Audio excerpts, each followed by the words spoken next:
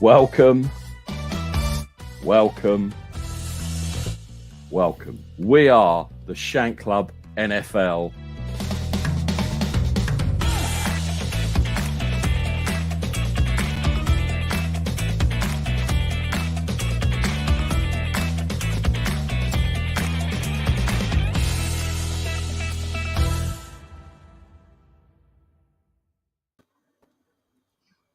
Welcome one, welcome all. This is the Shank Club NFL live, just after 2:30 in the UK, 9:30 Eastern in the US of A. My name is Nick Cork. I'm one of the hosts. Joining me as ever is Pete. And first of all, I've got to say, Pete, you've actually got something to work on a computer. So I'm very proud of you for that fact.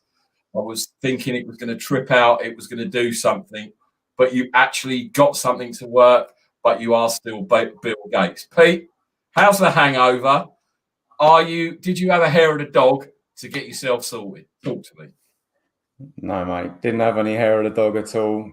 Still got a little bit of a hangover, but it's been a bit of a tough week after staying up late and watching the Buffalo Bills own the Steelers and the Steelers' broken offense, and then hearing that Little Mix are splitting up this week. It's been a horrible week, so I'm glad that it's going to finish in style with a great Saturday Shank Club NFL show, because you've lined up some awesome guests, mate. Definitely, it's the first half an hour or so is going to be amazing. We got some amazing guests to bring on, and then after 3:00. Hi Claire, how you doing? Thank you very, very, very much for doing that giveaway on our behalf. It was amazing. Thank you very much. We really do appreciate you. And hi to all our new followers that are watching, hopefully. Right, Pete, without further ado, let's bring on who's behind mystery door number one. Well, there's only one place to start, and that's with Coach Jeff Reinbold. Coach, how are you doing today? I'm great, guys. Happy holidays. It's awesome to be with you guys again, talking Shank Club style. Yeah, you know it. You know it. By the way, keep your eye out next week for a little gift arriving Shank Club NFL style at your hotel. I won't say any more, but you guys are the best. Pete wanted to send you flowers, but I found something else for you. Yeah, Jeff, let's just say we haven't paid her, so you've got to pay her when she turns up. Okay, that's all right, man. I can handle. I just want to make sure that box ain't ticking when I pick it up. You never know. Well, the guy that's packing it for us, you never know what else might be added. But great to have you on, Jeff. Pete, let's bring on the main man. Bring on the next guest, which is obviously a friend of Jeff's, Devlin, bro. How are you doing? Hey, what's going on? What's going on, gentlemen? How y'all doing? We're doing great. Really good. And we can't wait for us to get into your story, because apart from anything else, I love some of the team names that you played for before you made it into the NFL. I just want to run through a couple, because they some of the names that are the lower court development teams. The Louisiana Bayou Vipers, the New Orleans Voodoo. I mean, they're such cool names. I've never heard of them, and I thought I've got to try and support these teams if they're still going, because the names are fantastic. Oh, cool. Nick, let's bring on one last guest that's going to join us for this part of the show. Getting a great chance to chat with Devlin. It's James, who forms part of the Dome Patrol podcast network. You'll find him on Twitter, the Saints UK hub. James, good to have you on the show. Pete, Nick, thanks for having me. Really excited to get to talk to you guys, and especially excited to get to talk to your other two guests, Jeff, and particularly Devlin. As you can see, I have a Devlin Bro jersey. I'm the only person I know that's got one. So I'm really excited about this.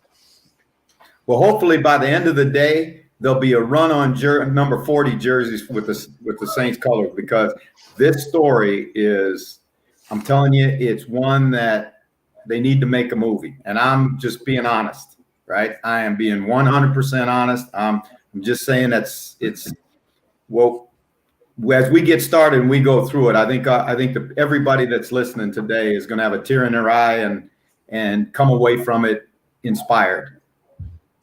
Yeah, for sure. Delvin, go on, Nick. Oh, no, sorry, Pete. Go ahead.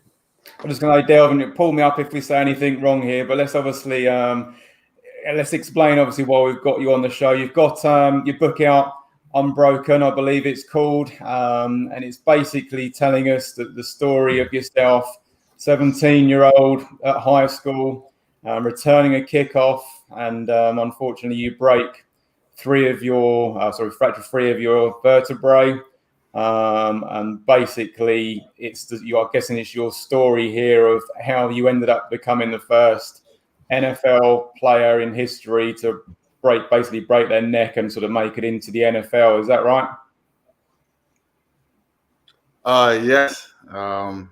Yeah, it's a pretty incredible journey for me thus far, and I'm thankful. I woke this morning, just blessed. The first thing I did was prayed, and just thank God, just for giving me this opportunity, just to get on the Shank Club and just to talk and just to share my journey, my testimony this morning with you guys. So, predicated, prior to my neck injury, just the trauma and everything that I've endured, through my childhood is what gave me the strength and the courage and the perseverance to fight through any adversity, that was coming my way. And, it just so happened, October 27, 2006, 2 days after my 17th birthday, I was coming off kickoff. I was on the left-hand side. I was at L1. Jeff is very familiar with that. I want to show you guys. I was the L1 on the kickoff. And man, LSU scouts in the stadium. I wanted to show those guys that I was just more than a cornerback. I wasn't just a lockdown corner, but I can also play special teams as well. So, I wanted to make an instant play. So, man, I was on the left-hand side. I shot down there about the 17 to 23-yard line. It's where I dove in there. I saw his knee, and like I just closed my eyes, and that's when my face mask hit his knee, and it jacked my neck like that. And then that's when everything just went dark. Everything went dark. My body wasn't moved. I just hear my teammates, one in particular, Terrence Moore, he was like, "Hey, D-Bro, get up, D-Bro. We need you. Get up, D-Bro." And, it's like I want to, but it's like I couldn't move. I was like, I can't, but I can't move. And as they keep talking, the word going into the shallows. And then within a few seconds, man, I just saw this bright white light. And it's something I can't really explain, but the closeness of it is remind me of, I want to say, Bruce Almighty, with Morgan Freeman and Jim Carrey was in his white room, and he made the room go all white. Like that's the moment that I vividly see, every day, when I go back and tell a story. Just this bright white light, and then next thing you know, my coach some Epsom salt, not Epsom salt, smelling salt. He was like, "You all right?" I'm like, "Yes." He was like, "All right, well, get up." He was like, "All right." I was like, "All right, cool." Got up, walked off the field on my own power, took my own helmet off, and got to the sideline. So you didn't, obviously, I'm assuming adrenaline had kicked in once you'd had the smelling salt. So you had no idea of, obviously, how serious your injury was at that point, or did you feel a lot of pain? Did all of a sudden you sort of come back from the light, if you like, and then that's what sort of got you together and got you up, kind of thing? Yeah, I would definitely say it was the adrenaline. You know, like I said, I had a lot going. You know, I had the LSU scouts there. You know, it was a big game. You know, it was against, you know, a Catholic school that we have never beaten in a long time, man. It was so many years, and, you know, so much pride on that game. And, you know, it was just the adrenaline. And, you know, I was on the sideline and I was jumping, you know, I was jumping up and down, you know, not knowing, you know, my knee was, you know, broken or anything. And I was jumping up and down. I want to say maybe the second play. That's when I felt sharp pain shoot up the back of my neck. And then I was like, man, I turned around, saw my dad, and I went to my dad and I was like, Dad, I said, something back here is bothering me. He was like, he set me down. They put some ice bag. They gave me some ibuprofen. I tried to swallow it. As I was trying to swallow the ibuprofen, you know, I couldn't. You know, I started coughing it up because my disc slipped in my esophagus. Come to find out. Then I just immediately felt this pain just shoot up my back, my neck. And I told my dad, I said, Dad, get the ambulance, like something is wrong. And that's when they came and got me and brought me to the hospital.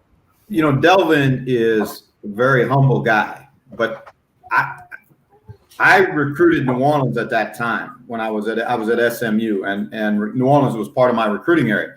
And where he played, McDonough 35 in inner city New Orleans it's a tough place, and it's a tough neighborhood. And Frank Daggs is a friend of mine and one of Devlin's coaches at MAC 35. And when Devlin was coming out, he was the guy in New Orleans. I mean, you could talk about Tram Matthews. Un-Breaux was the guy. He was the best player in New Orleans, and it's hard for us to understand just how important LSU is in New Orleans and in the state of Louisiana. And Devlin was the best player in New Orleans, and he was destined to go to LSU, and he did go to LSU, but he never played one down of college football. Now, let me just tell you how incredible this story is. He's got a broken neck, and the doctors are telling him, forget about playing football. You're just going to be lucky if you can walk again. And if you think about it, the injury that he sustained, it's not only threatening your ability to walk or be an athlete, it's life-threatening disease or injury. And so he goes to LSU, and LSU will never pass him on his physical. So he never plays one down, never practices, nothing at LSU, right? So you can imagine what the psychological impact of going from being the kid that everybody wants, the best player in New Orleans, everybody's All-American, the whole deal. And all of a sudden, once that fast, it's all taken away from you. And now you got to stand and you got to watch all those other guys play.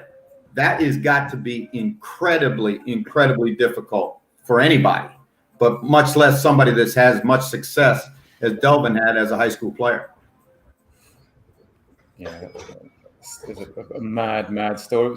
Were you on the sidelines at LSU, Devlin? Were you able to sort of take the field? Were you able to sort of be with the team and anything like that when you were at LSU, or were you was it too much for you to sort of handle being there and seeing these guys playing and knowing that it should be you on the field? Man, you know what? I just enjoyed college, man. Once I didn't get the clearance, when I went in my freshman year, man, my best friends became, like I say, my teammates, Terrence Tolliver, Finn Jones, Seidel, Corey, Drake Nevis, like those guys became my friends. And, and I just enjoyed college. I didn't have to really show up to practice. I didn't have to show up to camp 4 quarters. I didn't have to show up to spring, nothing. I really just enjoyed my time. I didn't get my degree, which I really, now that I look back, I wish I would have really, focused more on that. But, it's a time and place for everything.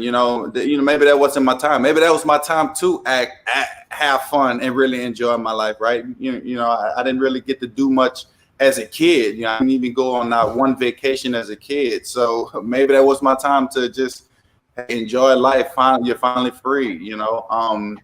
So yeah. It's amazing. Coach speaks obviously very highly of you, so he's probably, by the sounds of it, one of your biggest fans. Did you have a lot of sort of people around you, like Coach, that were sort of there, that were able to sort of support you and sort of try and get you sort of back? How long did sort of the rehabilitation sort of take before you realised that you could sort of possibly play football again? You know what, man? I want to say I did have support, man. You know, I want to say my stepmom. You know, my stepmom, she's definitely my biggest supporter during the whole time, you know, going through depression, anxiety, committing suicide. I tried to commit suicide twice, man, in college. And she was there for me. You know, she was she's my guardian angel, you know, till this day. Jeff, you know my mama, who came to the Great Cup.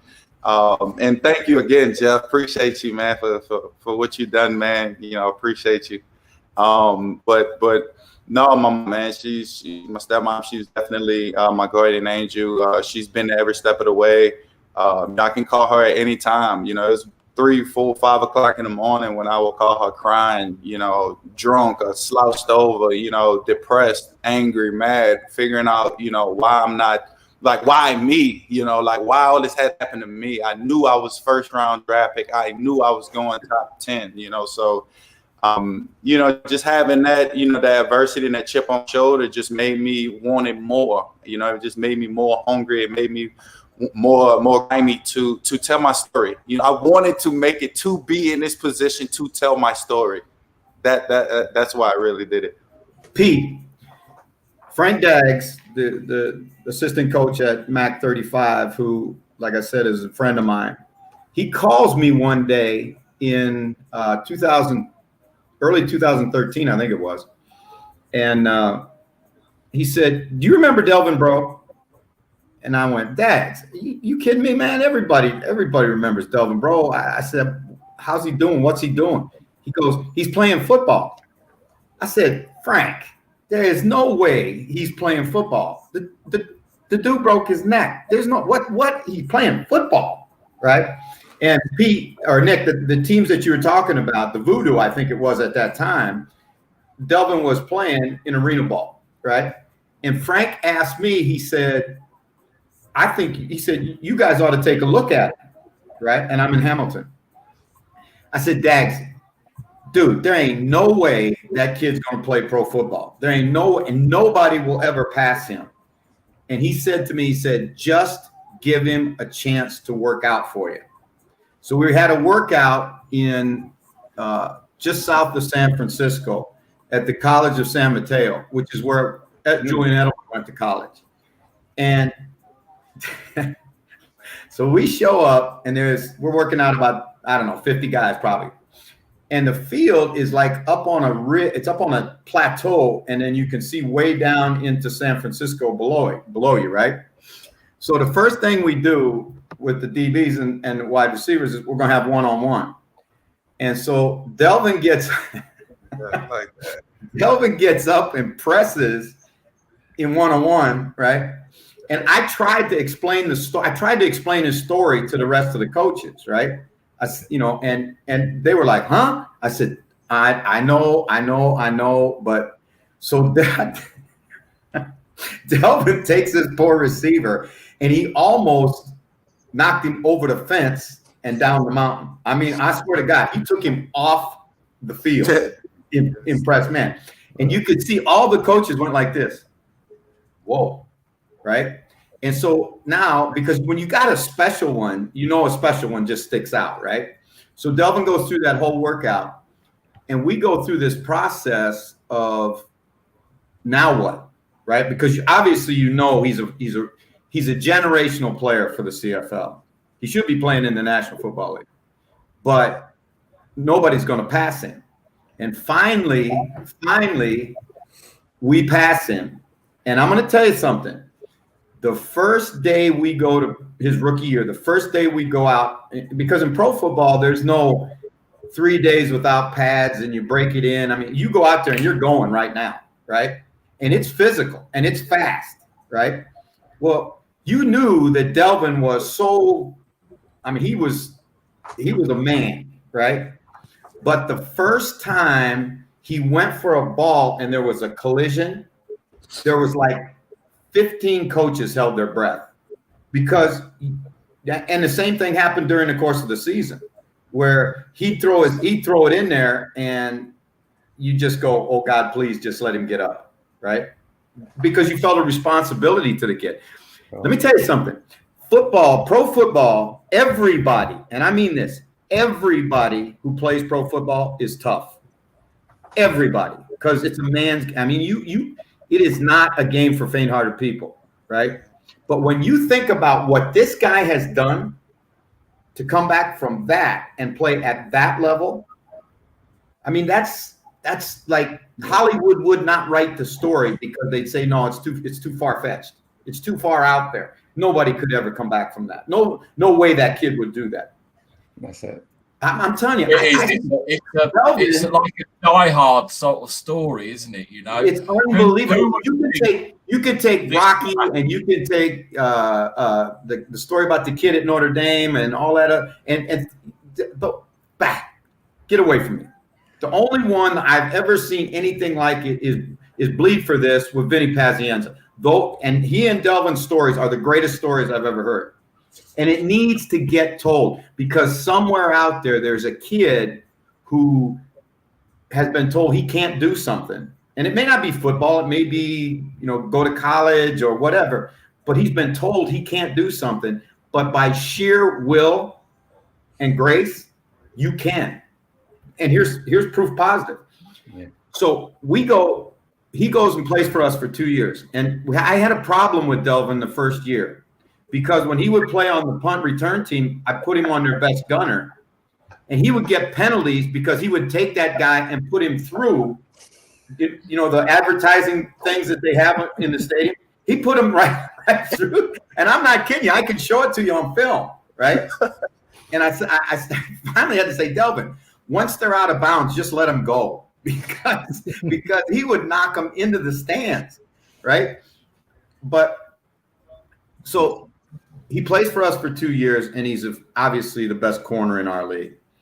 And I'm here in London doing my thing, and I'm at the NFL UK offices, and it just so happens that the Jaguars general manager and one of their personnel guys was there for some reason. I don't know what he was there for.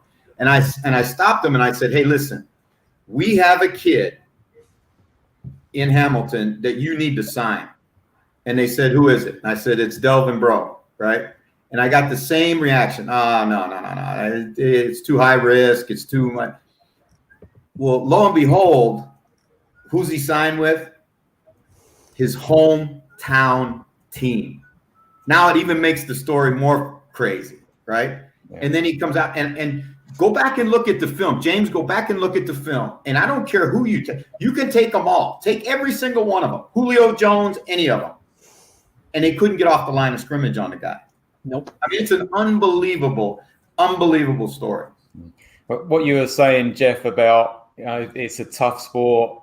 You've got to be sort of tough, but there's a very big difference between guys working out in the gym and being tough and guys like Devlin that are mentally tough. And that's the sort of big part that obviously other players that play week in, week out don't have. This is obviously being mentally tough is completely different to being tough on the field. And obviously, Devlin, what you've sort of gone through, it's an incredible story.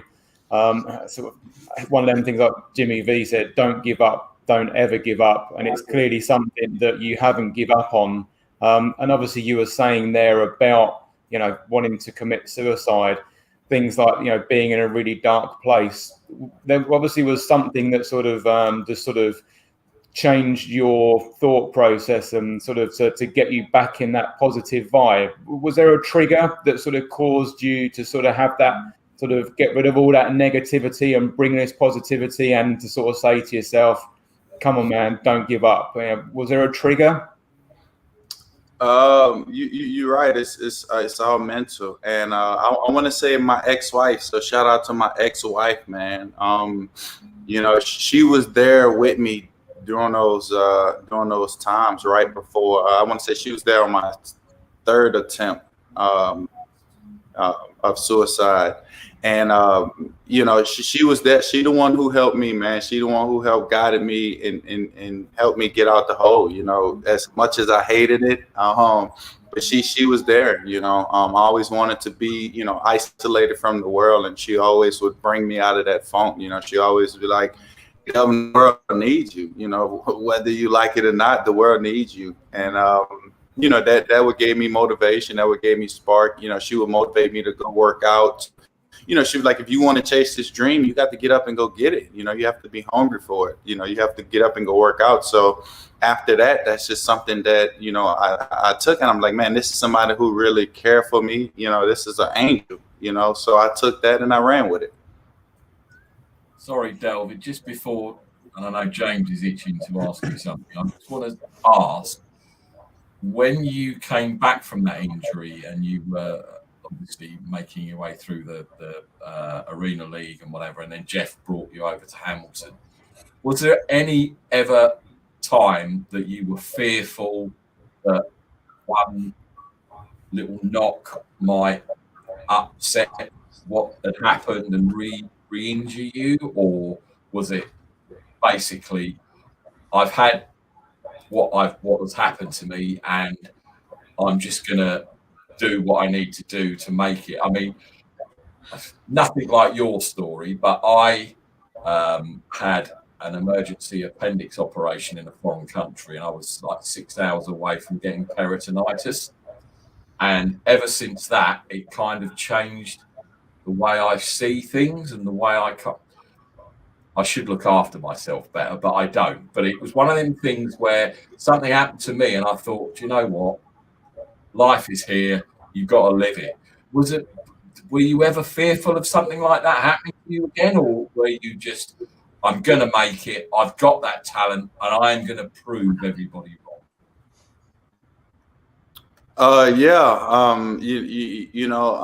I couldn't fear anything. I didn't fear anything until this day. I don't fear anything. The day I was on that field, I saw that bright white light. And instead of going over, God showed me that it wasn't mine. And from then on, I couldn't fear anything. So I took that on. I approached the game head on. Like my dad always told me, in order to be at the top, you have to outwork everybody. So that's something I took, and that was my motivation. And no, I couldn't fear anything, man. Can't play the game with fear, right? You have to play the game with the relentless amount of aggression and with controlled aggression. And like I said, man, it's beautiful, and I'm glad that it was me that God, put through, all the adversity. I'm glad I was that person to take on that role, because now I can share this story, and hopefully someone else who's in my position can also share their story. Yeah, I'm sure you're an absolute inspiration to many, Devlin, that's for sure. James, feel free to ask one of your heroes some questions here. Yeah, just, obviously, first off, it's great speaking to you. As you can see, I've got your jersey. I got it 2-3 years ago. I was devastated when you were injured when the Saints came over to London in 2017. I wore this jersey that day. So for me, the questions are more Saints related. Now, obviously, I know it didn't end well with the Saints, but it was just more the process of signing with the Saints, how it happened. I mean, Jeff kind of touched on it a little bit, where he was trying to get you into the NFL, but it's more the process going through the tryout, and how it felt to step out into the Dome for the first time with the Saints jersey on. I mean, I've been once to the Superdome to see a game. And for me as a fan, just going to the Dome for the first time when it's full, I'm getting goosebumps just thinking about it now. So what that felt for you as a player playing for your hometown team? Man, you know what? That was an exciting moment for me. That was very exciting for me. You know what? I even cried. Coming out. I want to say it was the first home game. The defense came out the tunnel against Houston Texans. I was going against it was DeAndre Hopkins and I want to say Nate Washington. So I had to I had to really focus on those guys. But then when the announcer, was like, "Oh, we have number 40, Devlin from New Orleans, Louisiana." Man, I just, I just that was the moment. I was like, I've arrived. I'm finally playing, and it felt so real. It felt like a surreal moment, and I don't even want to go back, to be honest with you, because I feel like I would mess it up, because I enjoyed it. It was meant for me at that moment and at that time, and I'm definitely thankful. Yeah. What would be your highlight from your time with the Saints? You know what I want to say? Just being able to treat everybody the same. Being able to meet and network with a lot of people. Not, it's not even necessarily about football. Just the genuine souls that were walking around the facility. I was treating the janitors, as if they were the CEOs of the Saints. So just being able to network and still continue to keep those networks till this day. I think it was well worth it. Yeah. I guess the final one is for the rest of this season. Obviously, the playoffs have been sealed. Drew's back this week against the Chiefs. Are the Saints going to win the Super Bowl? Not if Drew ain't happy. Man. He's playing this week? Man, I don't like it. And I don't care who have something to say about it. I don't like it. Come see me. I'm about that. I don't like it. I don't like Drew Brees playing this week. I think we should wait, man. Let number 2 and let number 7 get more experience, man. I mean, I think we'll be fine, man. Just get us to the playoffs and let Drew get healthy, and we'll be fine. You know what I'm saying? Like, I don't see no point. Yeah, the home field advantage doesn't really matter this year as much as it has in past seasons with the lack of crowd. I mean, you probably wouldn't want to go to Green Bay if it's snowing, but I don't think home field advantage really matters. I mean, I'm torn. I think we need Drew back to win the Super Bowl. But I'm not sure he needs to be back this week. Yeah. I'm a bit torn about that, but Sean Payton. They say Sean Payton's, he know what he's doing, so I'll leave it at that. Yeah, I won't dig into that one. Don't worry. Just go. Tell me, Devlin, what's Jeff like to play for? Because he comes across as a really cool guy, and when you see him, because obviously he's got a tie-in with the NFL channel on Sky Sports here in the UK, and he comes across as a really nice guy. Have you ever seen him get really pissed and start kicking water bottles and cones around? And he's not on here at the moment, so you can pull the beans. Get back on. If Jeff was here right now, man, I would tell him a story. But yeah, man, Jeff is an awesome guy, man. He's probably one of the most, outrageous, but cool, calm, relaxed, craziest coach ever, man, that I've ever played for. I've seen him, kick a couple coolers over, slam a couple headsets down, break a couple headsets, So, getting a couple of referees' face, but Jeff's an awesome guy, man.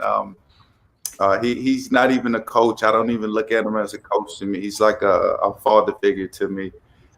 Just by the gems he dropped, I can reach out to Jeff at any time.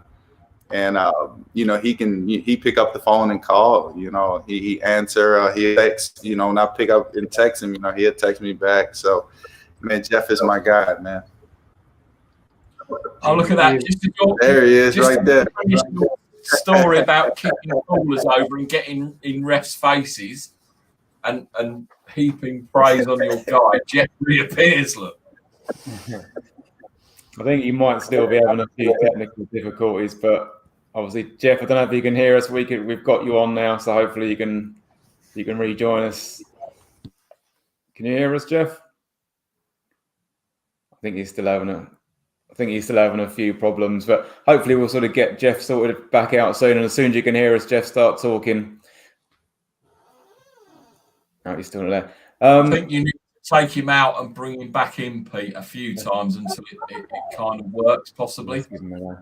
Devlin, obviously 2018, you were at the Hamilton Tiger Cats again, and you were the highest paid defensive back, I believe, when you sort of went to them in 2018. You become a CFL All-Star. Would you say that was the best year of your career, or would you say you were playing better football when you were with the Saints?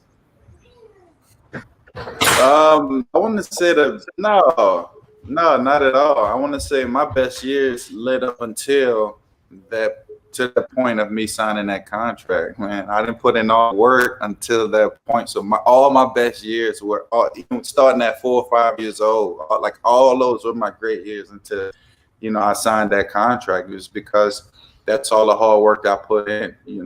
That's even going through all the trauma and successfully overcoming the suicide attempts and all that type of stuff. So predicated and did all that for that, man. So that's cool. Jeff, can you hear us now? You back? Jeff, are you with us? Raise your hand if you can hear us. I think it's that dodgy hotel internet again, Pete. I think it's. He looks like he's posing for his yearbook photo, doesn't he? With that sort of dark sort of panel behind him. Hopefully, we'll sort of get him back on soon, and we can hear Devlin's story that he's got. But James, have you got any sort of more questions you want to fire over at Devlin? No, I think the questions that I wanted to ask, I've asked. I think it's such a shame that your career with the Saints ended the way it did. I mean, we don't have to go into that if you don't want to. It is a shame. But I mean, personally, I'm really pleased that you managed to go back to Canada and you smashed it when you went back to Canada. And it's To me, if things hadn't gone badly, you could still be in that DB room for the Saints now, playing against the Chiefs tomorrow, having to guard Tyreek Hill. Yeah, man. It's crazy how it ended, but you know what? God, He does things for a reason. God does things for a reason, because on my goals board that year, I had become the highest paid cornerback in either league, NFL or CFL. Mind you, I didn't know, how the NFL was going to end up. I didn't know it was going to get released. I didn't know anything. But on my goals board, that's what I had. And look what happened. Highest paid cornerback in NFL history. So, that's something that's very meaningful to me because of all the hard work I put in.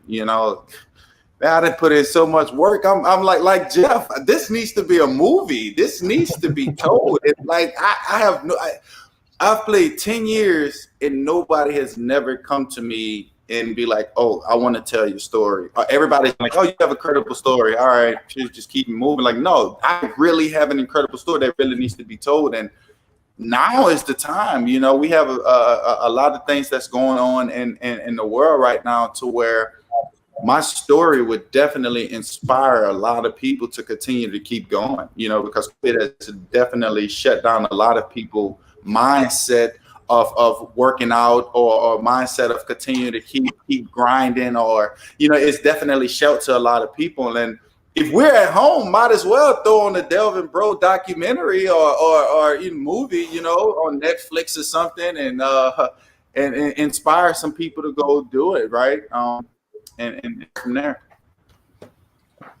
It is an amazing story. And as you say, I'm really surprised that somebody hasn't picked up on it. One of the networks, Netflix, Amazon, whoever. I mean, it's. I've just. You mute, Jeff. See if we can get him. To me, it's beyond I'm blown away by your story, I've got to say. I mean,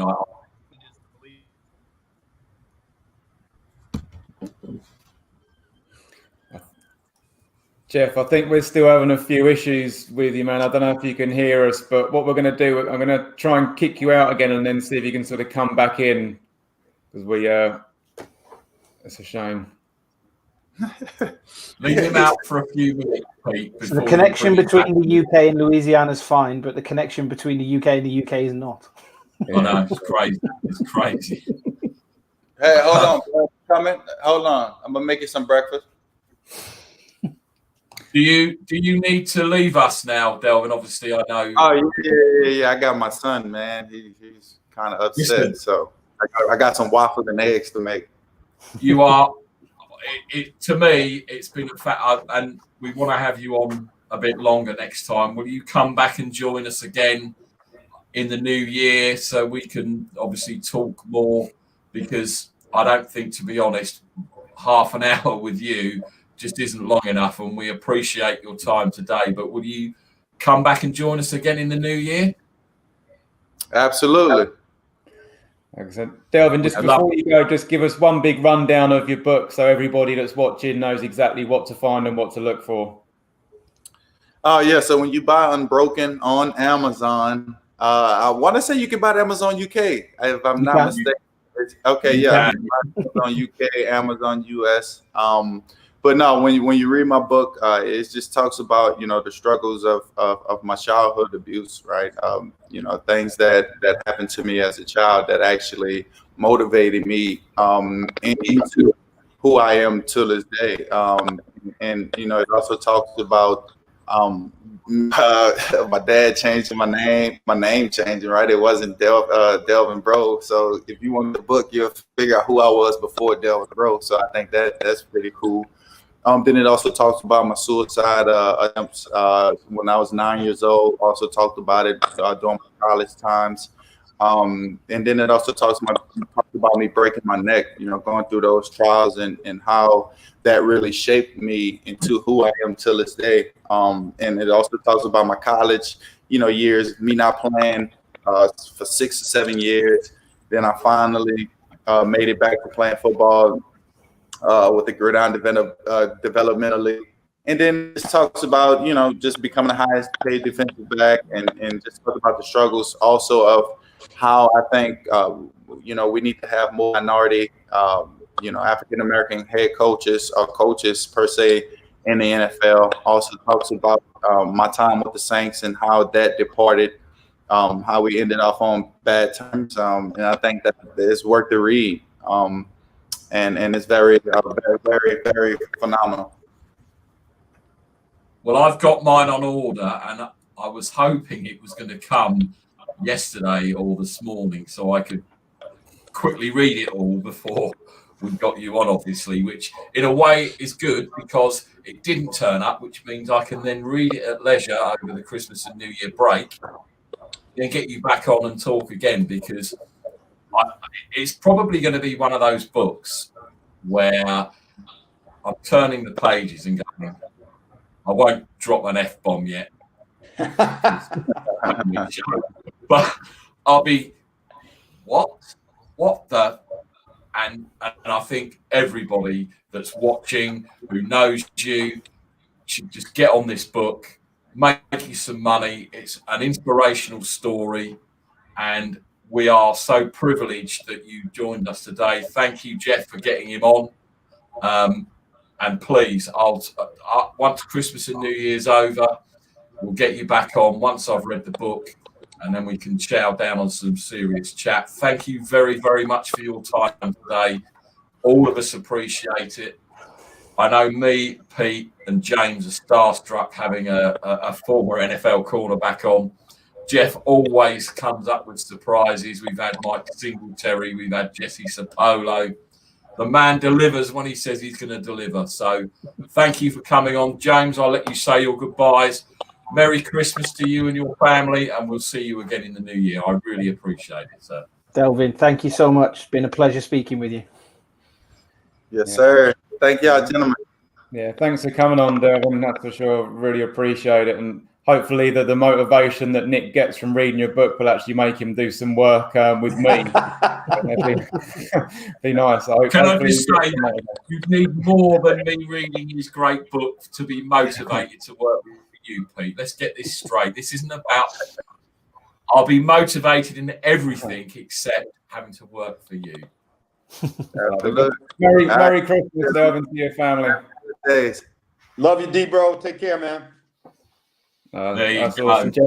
Thanks, man, for getting him on that. That was cool, man. That was cool. But sorry you had a few issues there, Jeff. But we try to sort of keep you in income going, but we're having a few problems with your, I guess, that crappy hotel internet. You've got to pay a bit more for the Wi-Fi down there, man. Stop being so I know. I got to talk to Sky about that. As a matter of it's bad. I apologize, guys. No worries. It's awesome. Right. So, Pete, now we've done our first little interview. Jeff, are you going to hang around for a while and spitball? I just wanted to talk to James just for 1 second. James, it looks like you got your quarterback back for Sunday. Give us the the Dome Patrol outlook on this game. Well, I asked Devlin, I think it was when you were off, I asked Devlin the same question about Breeze. He's not happy that Breeze is playing this week. I'm torn. We need Breeze back in peak performance, ready for the playoffs. We need to try and get the 1 seed if we can, although I don't think seeding really matters this year because of the lack of fans. I always back the Saints to win, and this is the type of game in prime time that the Saints tend to do well in. It's going to be a track meet, isn't it? Both teams are going to score 30 points, and whoever has the ball last is probably going to win. Give me the prediction then, Big Daddy. Saints 37, Chiefs 34. Awesome. Hey, now I got just a little Christmas present for you. I got another Saint who I know very, very well that I'd like to bring on your podcast at some point. So your fans get a chance to know him. He's a really, really special guy, just like Devlin. Okay, so, I'll drop you a message on Twitter then, and we'll sort something out. All right. Hey, and you two crazies. Merry Christmas if I don't see you before the time, and you guys are the best. Keep doing your thing. Thanks, Coach. We love having you on as always, and absolutely, if we don't see you beforehand, you have a lovely Christmas. And we did say you're more than welcome to join the Shank Club NFL for Christmas Day if you want to. If you're on your own in the hotel there, getting lonely, you know where we are. Are you guys going to are you doing a Christmas broadcast? Oh no, I'm talking about Christmas dinner. Oh, Jeff, I personally am toying with the idea of doing something. I haven't worked out the logistics yet, but definitely I'm thinking of doing something. If I do something, obviously I will hit you up and let you know. But as Pete said, it's just a shame the way things worked out, because Pete and I were due to come up to London between Christmas and New Year. We normally go to Winter Wonderland in Hyde Park, but obviously that's gone. We were going to come up, take you out, get you drunk, make you abuse Pete like everyone else has to. But unfortunately, we can't. But we are, before you leave our shores at some point before you go, we're definitely coming up. We actually know where you live, as they say. So we're just going to hang out in the lobby and stalk you until you finally. You guys don't have to. Hey, man, you know when you're coming. It'd be great to see you. And thank you again for everything. And Merry Christmas to everybody. Have a wonderful, wonderful holidays. And we'll see you. Make sure you check out Sky this week. I'm doing a little feature, James, on Breeze. So I think you'll like it.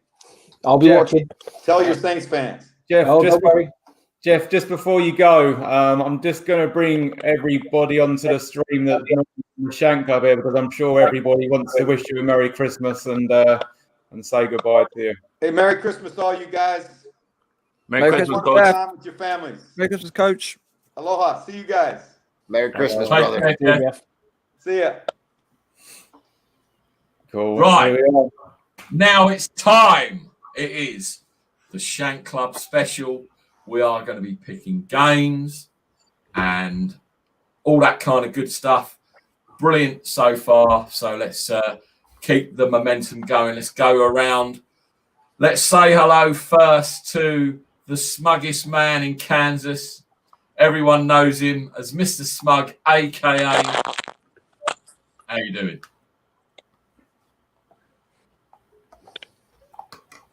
I'm good, guys. That was quite the interview. Smug.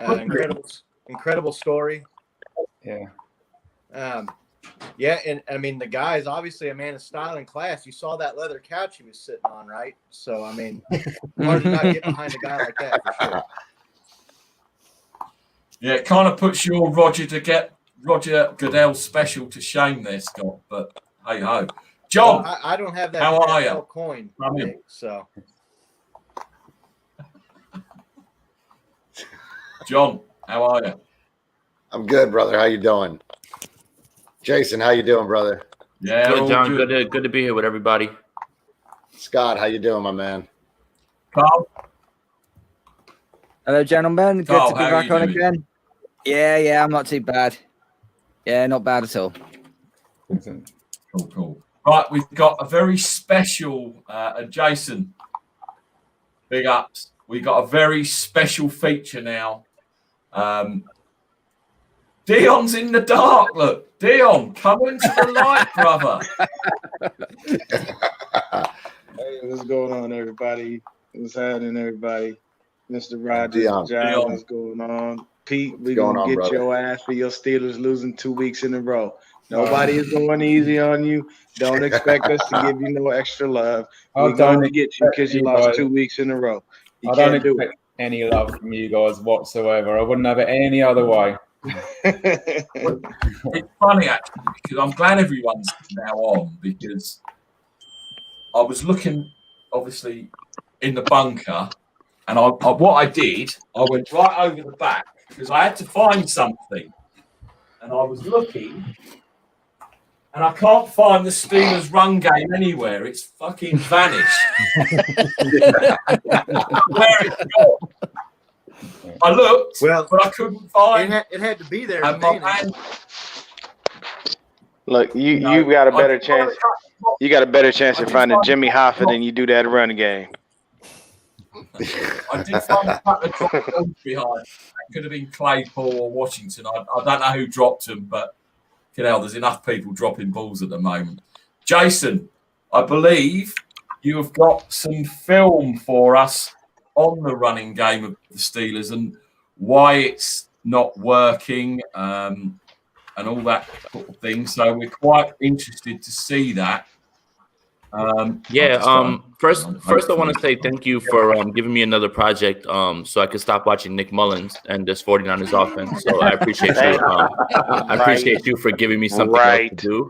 I'm not really sure breaking down the Steelers' run game is probably any much fun. It's not many. I mean, it's something else to do. It's something else to do. So that's what I'll say. So let me share my screen real quick. So for the people that love numbers, I'll start with some numbers that kind of identify what's going on here. So as of right now, the Steelers average 3.7 per attempt.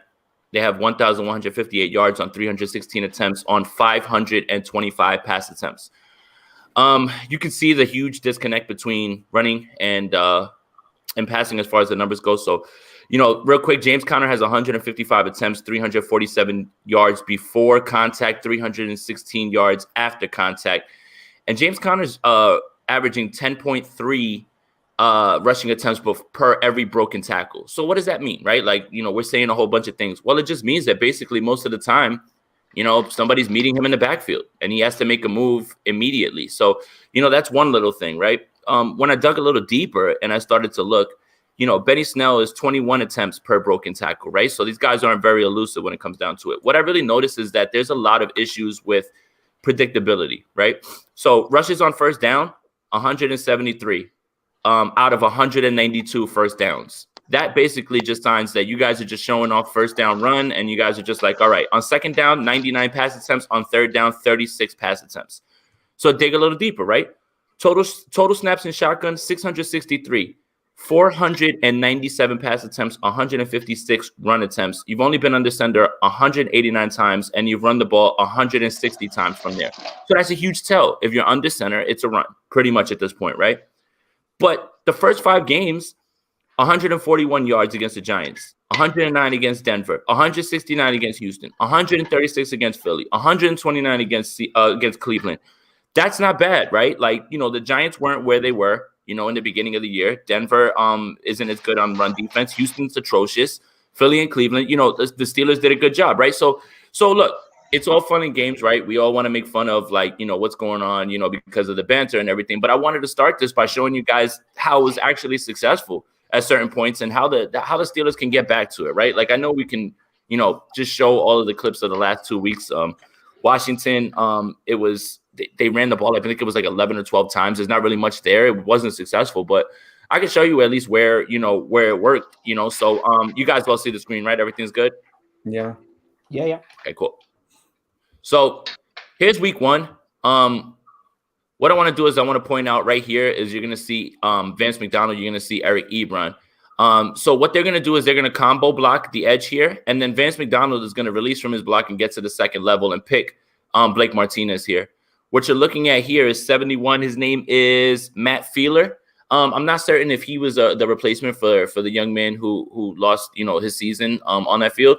But what they run is something that's really similar. And I mean, it's something that's, run by everybody. It's not just the 49ers. But what's going to happen is you're going to see Feeler come and pull through the hole here. And he's actually going to get the edge sealed here. But you're going to watch Juju Smith-Schuster go in motion and then actually take Bradbury and close him off so he can give Benny Snell a really big run here. So let's start the play, actually. Let me see if I got it.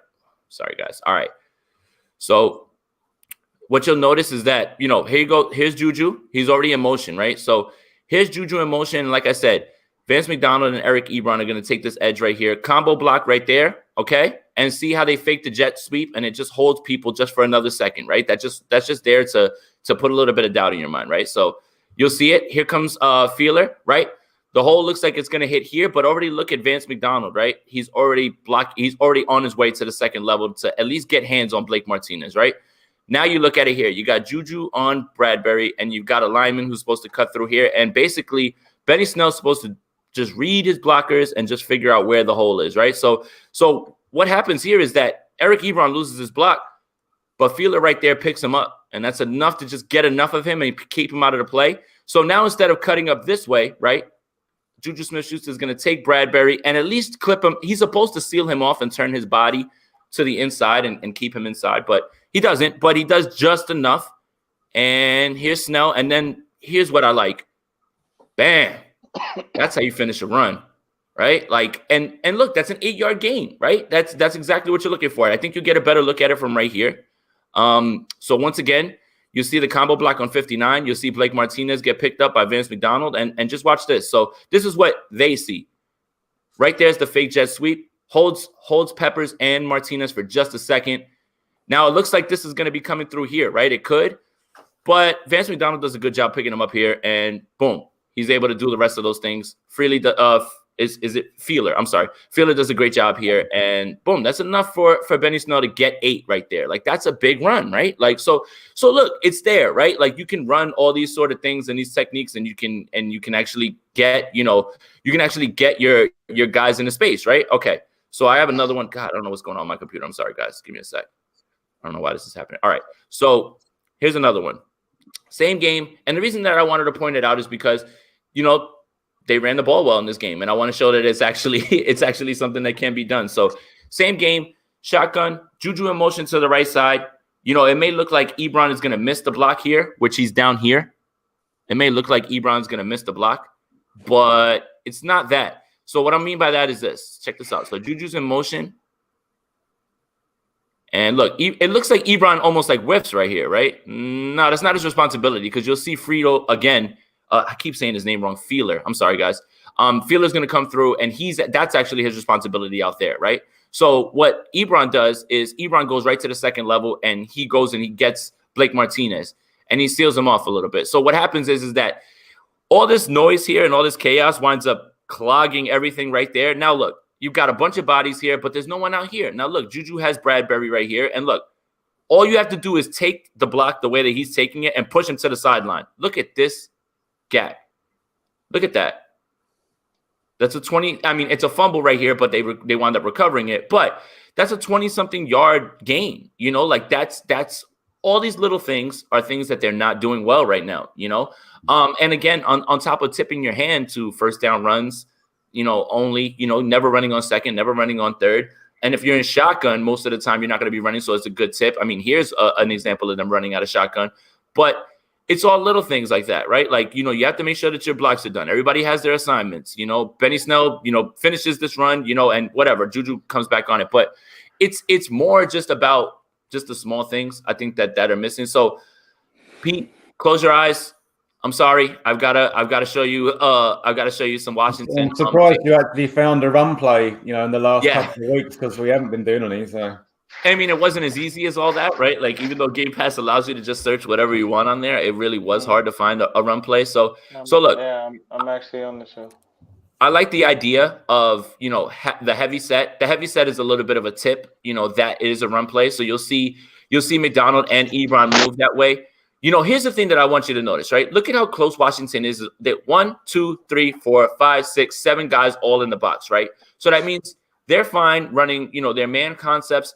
And Washington runs a lot of the things that the 49ers run, man and quarters. I was talking with a player during the game, and he was like, man, Washington, runs so many of the things that we did, and they're going to be so good soon because of, this front four, right? Like, everybody gives Chase Young all the credit, but they're all good up front here. So, look, what happens is when you're not running the ball well and you want to choke that off and it's on first down, you load this box up. And that's what's happening here. So, look, the motion happens, and you see the linebacker shift right here, like the linebacker shift as opposed to the motion, but then they all get back into place because, look, the play is supposed to show Claypool with the jet sweep. And look at this. Look, just there's nowhere to go. Like, look at this. Like, what is Benny Snell supposed to do here, really? Realistically, he can't take this and bounce it outside because, look, this may look like this is all open here, but look how close he is to his lineman. He doesn't have time to get the ball right there, see it, and cut it outside, right? And that's not even the play design. The play design is in between the tackles. It's just stuffed up right here, man. Like, there's not much for him to do. Like, just watch again. You see everybody shift over right to the right, and then watch them shift back because they're trying to stay with Claypool. And then they just read this perfectly. Look, there's a good combo block here, but they don't have hats on hats. All of these guys are going towards the play side now. And again, when this jams up here, there's nothing you can do. Like Snell has nowhere to go. So, that's just indicative of what's going on right now. One more play that I've got for you guys, and it's from the same game.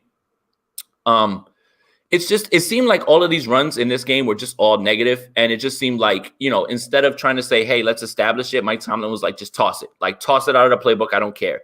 So again, motion, you want to make sure that you, and this look is a little bit further off, right? Like, these guys are technically in the box, but they're further away from the line of scrimmage, right? And this looks more like what's going on here? A passing defense, right? But again, look, Frito, again, they love to run this pull concept. Here comes the pull. He gets his guy, but look, where's the blocking here? I mean, like, once you blow that play up right there and you get a hand on him, everybody else can break to the ball right there, and it's done. Like, that's indicative of what's going on with them. So, I mean, I tried to keep it brief and everything, but I felt like when I talked about, when I looked and I deep dive on all these numbers, man, like, you can't be as predictable on first down. You can't be as predictable in shotgun. And you can't abandon the run. That's the other thing. Like, here's what it is. Washington's really good on run defense, but when you're playing a team and you take away one whole portion of the game plan, how easy is it to defend, right? Like, you even have to give them a little bit in the back of their mind that you'll actually be running the ball.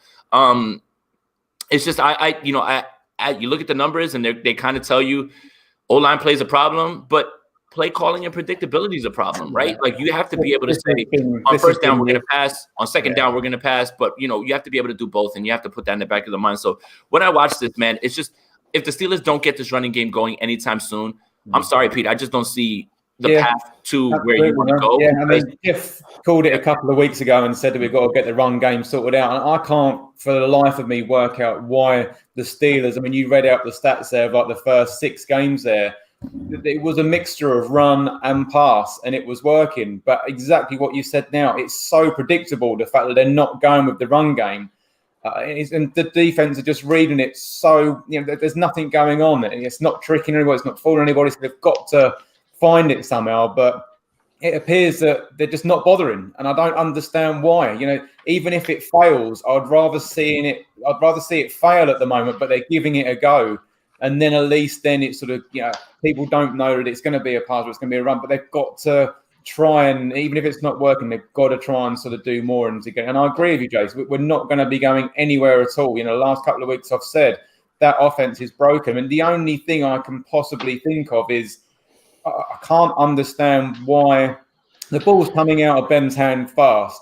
So he's being protected, but he only needs to be protected for 2 seconds because that ball's gone. So the fact that he's having to get rid of the ball quick and they're not running makes me think that they've got no trust or any faith in this offensive line at the minute. And it's worrying because you've got some decent players there. And I don't know what is going on there and why they're deciding to not go with the run game, why they're not sort of trusting the blockers. It's not good. But I guess it's the perfect time to try and get it right against the Bengals this week. Right. One more stat that I thought, when I was watching the Washington game, because I watched it live, right? And I love watching games live, but it's hard for me to remember everything, so I write everything down. But when I got to watch the game again, first drive, 3 throws and out. Second drive, run on first down, 2 throws, penalty, out. You can't run offenses that way. Like, you just can't. And especially so. One thing, I hate to take it back to the 49ers, but one thing that I always say about Kyle Shanahan that I enjoy is that first drive is always scripted beautifully. Like, it's going to go down the field for points unless something happens, unless Nick Mullins holds the ball too long, throws an interception, things like that. If you come out in your first drive and you just go throw and out, that's kind of disheartening, right? And then when you're not putting drives together, especially in that game, and I don't care how good a defense is, once you hit 60 plays, that's when the drop off happens, and you can't leave that defense out on the field. You just can't. And that's what happened at the end of this Washington game. The defense is out on the field so much, and then all of a sudden, Alex Smith is hitting throws. No, you just can't expect guys to be on the field 65, 70 snaps a game. Like, it's not conducive to winning. I don't care how good your defense is. Yeah, they're proper gassed the last 2 games. You can see that the defense is just they are empty, and the offense has got to give them a helping hand, for sure. But yeah, I don't know what's going on. I don't know why all of a sudden, even we were doing jet sweeps. There was so much more going on with the run game the first few weeks. I just have no idea why they've just decided to change it, because it looks awful. The defensive coaches know exactly what's going on, and I just hope this is the week that they decide whatever they've been doing the last few weeks, they rip it up and they go back to what they were doing the first 5 weeks and just give it a go, because they've got 3 games to sort it out and get it right before they hit the playoffs, or otherwise they're going to be one and done, and you guys are going to be laughing the shit out of me, which I'm not looking forward to at all. One more thing. Look, Pete, I'll be honest with you, right? I'll be honest with you, Pete. Nick really wanted me to go crazy on you, right? Like, it just and you know what, I could have, right? But I wanted to point out that there was success and that it's not working right now.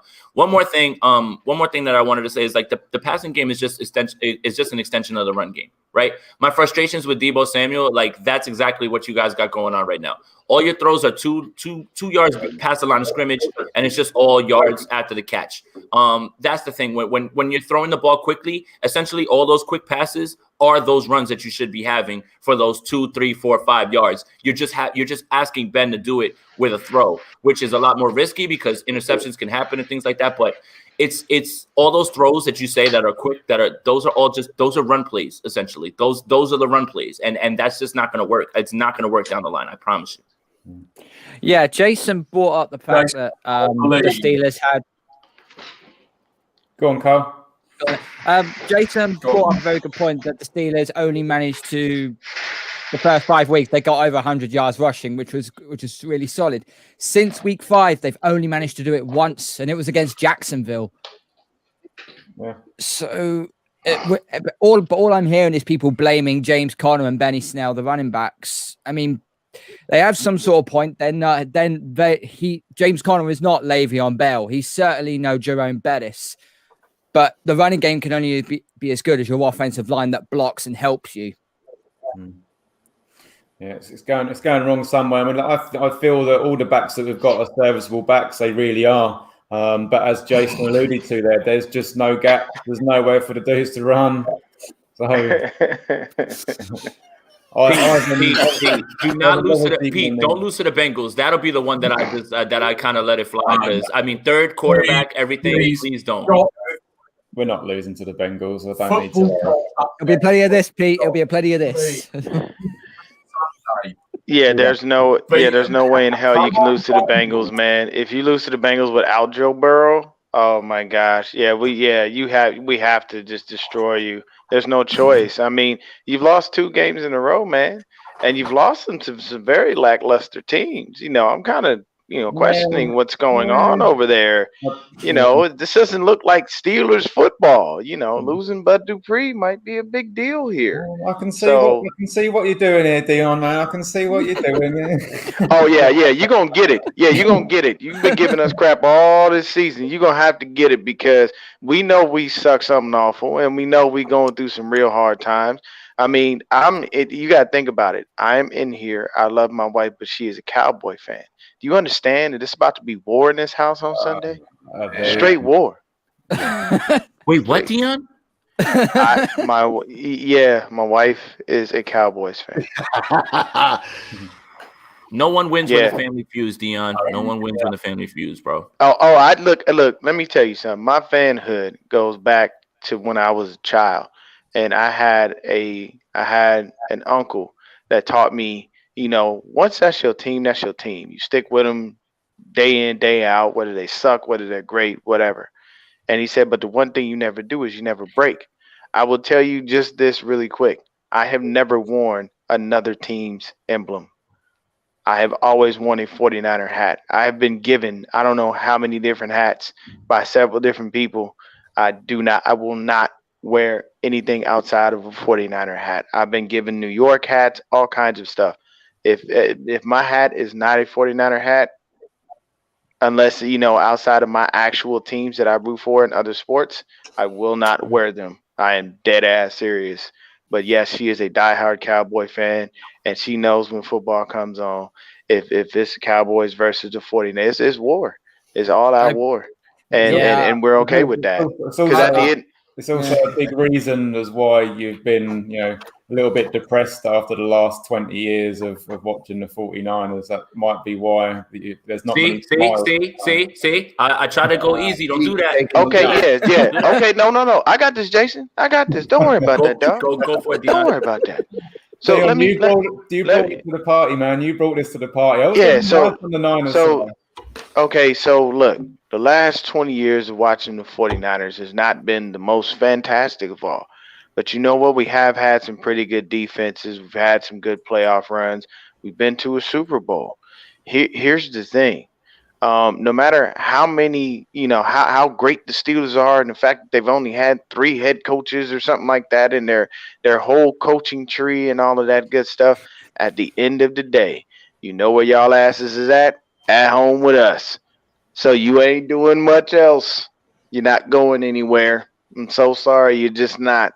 Because like he said, if that run game is non-existent, Carl said it.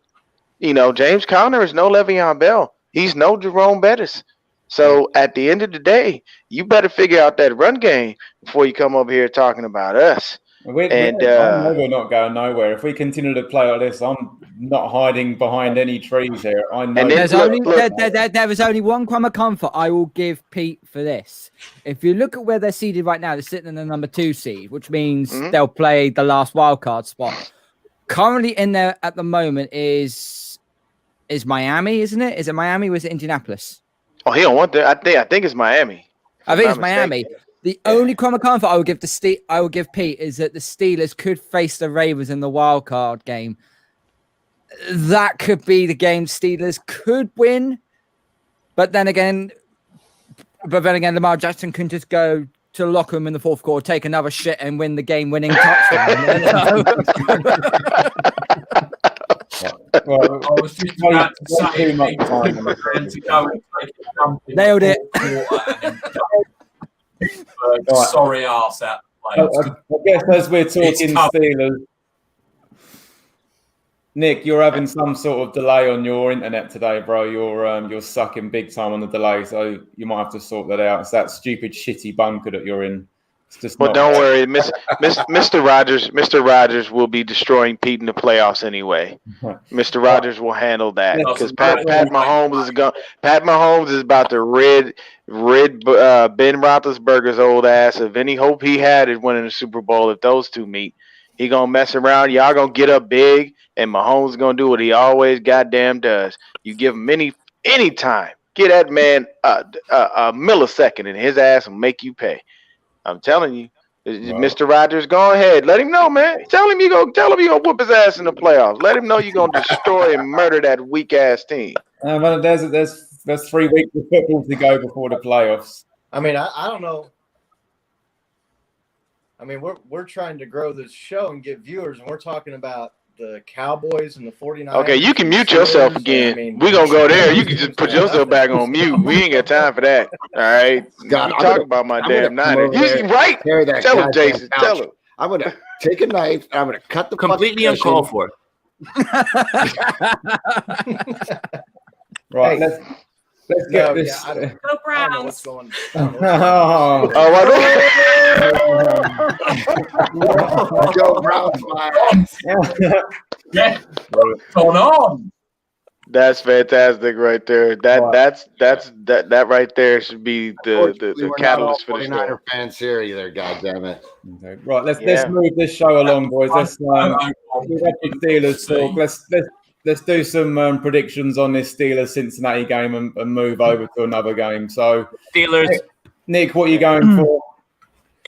Now that's quite a difficult one. Cincinnati, obviously. I couldn't give a shit. Steelers are garbage. Come on, Cincinnati. Let's do it. I don't. James, what are your thoughts on this one? Nick, you know that's not happening, Nick. You just, I mean, do you care about your record, or you just he just don't want Pete to win shit. Right. As long as you know. James, give us your take on this Cincy Steelers game. I think if Joe Burrow was playing, it might be a lot closer than it's going to be. I think the Steelers will win by 2 scores. Good man. Carl, what are you saying? I don't think Joe Mixon is back off IR.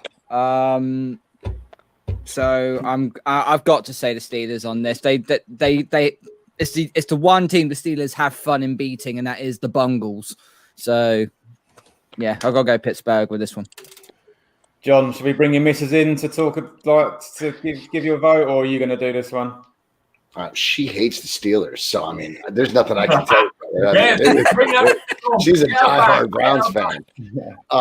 But Bud Dupree can't be the entire offensive line in Pittsburgh. I mean, Jesus, dude, you guys have sucked since he was down. So I still say that I don't know who that quarterback is, man, but I mean, they get the ball outside to Higgins and he can get something going. I don't think it's going to be enough. I think Pittsburgh wins. I say a healthy 2 scores. I'm with James. Good man. Mr. Rogers, what's your call? You know, the worst thing that could happen for you, Pete, is the Steelers win big and look good. And 4-5. And you think your run game is fixed and you think you're back on track, and you're not, man. The Steelers will win, but that's not saying much. Dion, what you saying, brother? Pittsburgh, man. Come on. It's just obvious. I think it's easier for them to win. Pittsburgh will definitely win that game. I guarantee you that there's no hope for the Bengals with anyone. Yeah, true. Jace? Yeah, Steelers. I mean, can't ask any team to go out there with their second or third quarterback and expect them to be good, especially when they weren't winning games with their regular quarterback. So, yeah, Steelers. Steelers have a chance to build some confidence in this game, and that's what you want to see, right? You want to see them win the game big, but you also want to see them get the offense back on track, and this is the week to try to do it. So, yeah, definitely. Yeah, exactly right. We've just got to start sort of playing we were the first 5 weeks. Start getting this guy back in the game. Start giving the ball to Claypool. Just start giving the defense just a few different looks and a few more options, and I'll be happy with that. But obviously, I'm going with the Steelers. Nick, I think you're the only one that's picked the Bungles, mate, haven't you? I don't care. I keep telling you, fool. Whenever the Steelers playing, I'm picking against the Steelers. It makes no difference. And Cincinnati are going any given Sunday this week. If you don't get your run game going and you drop, they may have a little squeak of a chance. But I'll take the lone wolf, guys, because it's always going to happen. So, without further ado, and it feels so good to pick against the shitty Steelers. Feels wrong. Right. Over here in the UK, 9:30 time. Does anyone give Broncos the slightest chance of an upset? No. Against the Bills, no shot. I don't think there's. None. I think we're going to whack some. No shot. And Jerry Jeudy has been very lackluster this season. He hasn't been like this spectacular route runner, and everybody that everything that he's been saying. The defense without Von Miller is just not the same defense. You have real big problems at quarterback. You got to try to make sure that you get Drew Lock on track and everything like that. They've got some work to do. They'll fight valiantly, but in the end, they're going to lose. There's just no hope for that. The Buffalo's way too strong. And Josh Allen, that's a whole grown-ass man. We found that out. They're also decimated at the cornerback position as well. Yeah. Both corners are screwed. Bills Chiefs is going to be the AFC game. James just said it. The Chiefs, if they have anybody to worry about, it's the Bills, and they're going to play them in the AFC Championship, man. I agree with that 100%, man. The way they're playing right now, they're spiking. The defense is playing better. Like you can't discount what this team has looked like recently, and they're going to be a tough out for anybody, man. I really I still, in my heart, I still feel like the Chiefs are messing around. Like they're still messing around on rookie, on all Madden. Like they're letting people get leads, and they're like, all right, watch us take it back. They'll start they'll move up in their chair when they're losing. Like you know the meme of like the guy playing video games, and then they go like that, and they start playing hard. That's the Chiefs. And that's the Bills are the team that I think that match up the best with them in terms of what they do on offense as well too. I still got the Chiefs going, but man, the Bills are good, man. They're really, really good. Yeah, I don't know. The Chiefs worked the Bills over earlier in the year on that's early. See, but here's the thing: you can't get wrapped up in a narrative. Teams in Week 4 are not the team that they are right now, and that's what I mean. Like right now, you don't want to play this team right now. You want to play them in Week 4. That's cool. The same thing with the Steelers, right? The Steelers first 5 weeks, if we stop them, oh my God, great, amazing run offense. Look how quickly that falls apart after that. So you can't just get wrapped up in what you did in Week 4. That's not the same team that it is right now. And right now they're ascending. So that's what I mean. Look, you can still beat them, and you still probably will. But I wouldn't just say, we're not worried about the Bills. Come on, that's a little bit too much. Yeah, don't think they're gonna be a walk in the park. Because believe you me, that defense is nasty, man. You still got Micah Hyde and Tre'Davious White back there. So don't throwing the ball deep is not gonna be no simple task. We understand that your whole field is a goddamn track team, and they all probably run the 4x1 in 8.4 seconds. But it's still at the end of the day, Tyreek Hill. For all the talent that he has, you still have people over the top that are right there with him. And if you play those safeties in the right position, they can go ahead and take that deep ball away. The key, and honestly, Tyreek Hill is actually slow, and I'll tell you exactly why.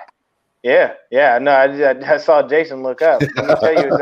Let me tell you why. I've watched Tyreek Hill run. Tyreek Hill's form is shit. If Tyreek Hill got with an actual track coach, I bullshit you not, even me, for at least 2 weeks, he would be a lot faster than he is. He does not have the proper control in his body when he runs. He is letting his body run instead of him running. There's certain things, like I kid you not, I'll give you a perfect analogy. I was watching Dragon Ball Z the other day. And remember when Goku went to autonomous Ultra Instinct? You have to let your body move on its own without you thinking. And when you're a running track, your body must be in unison. His body's never in unison when he's running. So he looks blazing fast. He comes in at a 4.240 and all that stuff. He could be even faster if he just worked on his form. If he does that in the offseason, you will see Tyreek Hill surpass Raheem Mostert for the fastest ball carrier in the NFL according to Next Gen Stats. Because He ran 23.9 miles an hour, and Raheem runs correctly. If you ever watch him, he starts off his runs in the perfect form, and he becomes fully erect, and he is running on the toes. Tyreek Hill, he just be gone. And sometimes raw speed is great, but untapped proper form without that raw speed, if you put those two together, you turn into a Usain Bolt. But if you just, you're just running and you're just fast, it really doesn't do any good. Well, let's hope he doesn't get any better. Say that, Dion, because that's where I've been going wrong all my life. I've never been fully erect. I've tried, but I just can't. As soon as you said that, I was waiting. I'm like, oh my God, who's going to take this and run? Someone had to drag. Man, phrasing. This guy hasn't been erect in the last 30 years. I can't remember the last time. But anyway, 49ers Cowboys. We're doing a watch show tomorrow. Mr. Smug wants to come on, and I don't know whether he wants to cheer on the Niners Cowboys or he just wants to be a smug mofo. I can't work it out, but we might let him on. James, 49ers Cowboys. Thoughts? Where is it? Is it in Dallas? It's in the it's in COVID land. It's in Jerry World. COVID land. The house. It is. Yeah. Too. They've been letting fans in since the pandemic. They definitely don't care. Like they're just passing COVID around all day over there. But God, I'm sorry. I think Dallas win a close one. Right, he's not coming back on. Sorry, 49ers. I think Dallas win a close one. Carl, are you going to revoke your membership to the Shank Club? Come on, Carl. Well, we know the saying goes, there's a black cat that runs around that franchise. It is the Dallas Cowboys. The 49ers got an excellent running game. Fuck the Cowboys. There you go. That's what I'm talking about, baby. There you go. There Carl. we go. Now, let's see if Pete reverts to type. Pete, Cowboys, Niners, choose. Yeah, I just think that if you guys can get Raheem Mostert running 20 carries a game, which they haven't got to yet this year, which is a bit strange why they're not giving him the ball more. I think if you guys can give him the ball and allow him to sort of run over sort of 20 times in a game, I think you'll run over Dallas. I think Washington up front will way better than what Dallas is going to be. I think Mullins is going to get a little bit more time on the ball, so he's not going to make them scrappy mistakes that he did last week. At the end of the day, Washington's offense didn't put up any TDs against you guys. It was all on their defense. Dallas aren't as good. Niners run the ball down their throat, and the Niners win this game. Also, real quick, Pete, Mostert's still a little bit banged up. He's not 100%. And then the other thing is that we love Jeff Wilson. So even if Mostert was 100, then they're not just going to push. They're not going to push the plate towards him. So you'll see 15-15 probably split in this game as well too. So I mean, it's just that Mostert. Mostert put on weight because he said he wanted to be the heavy lifter, but it just seems like he's not going to be like that. Like he just can't. He's not built that way. So as much as we love him, he just can't take the punishment. He continues to get dinged up. So we have to keep him fresh because he's the home run hitter. Yeah, I think they'll put Mostert and Jeff Wilson on a snap count. Yeah, between the two of them. This isn't going to be this ain't going to be a Niners Cowboys classic. This ain't going to be Troy Aikman versus Steve Young. Who thought this is going to be Nick Mullins versus the Ginger Ninja? I mean, this is going to be... No, it's funny.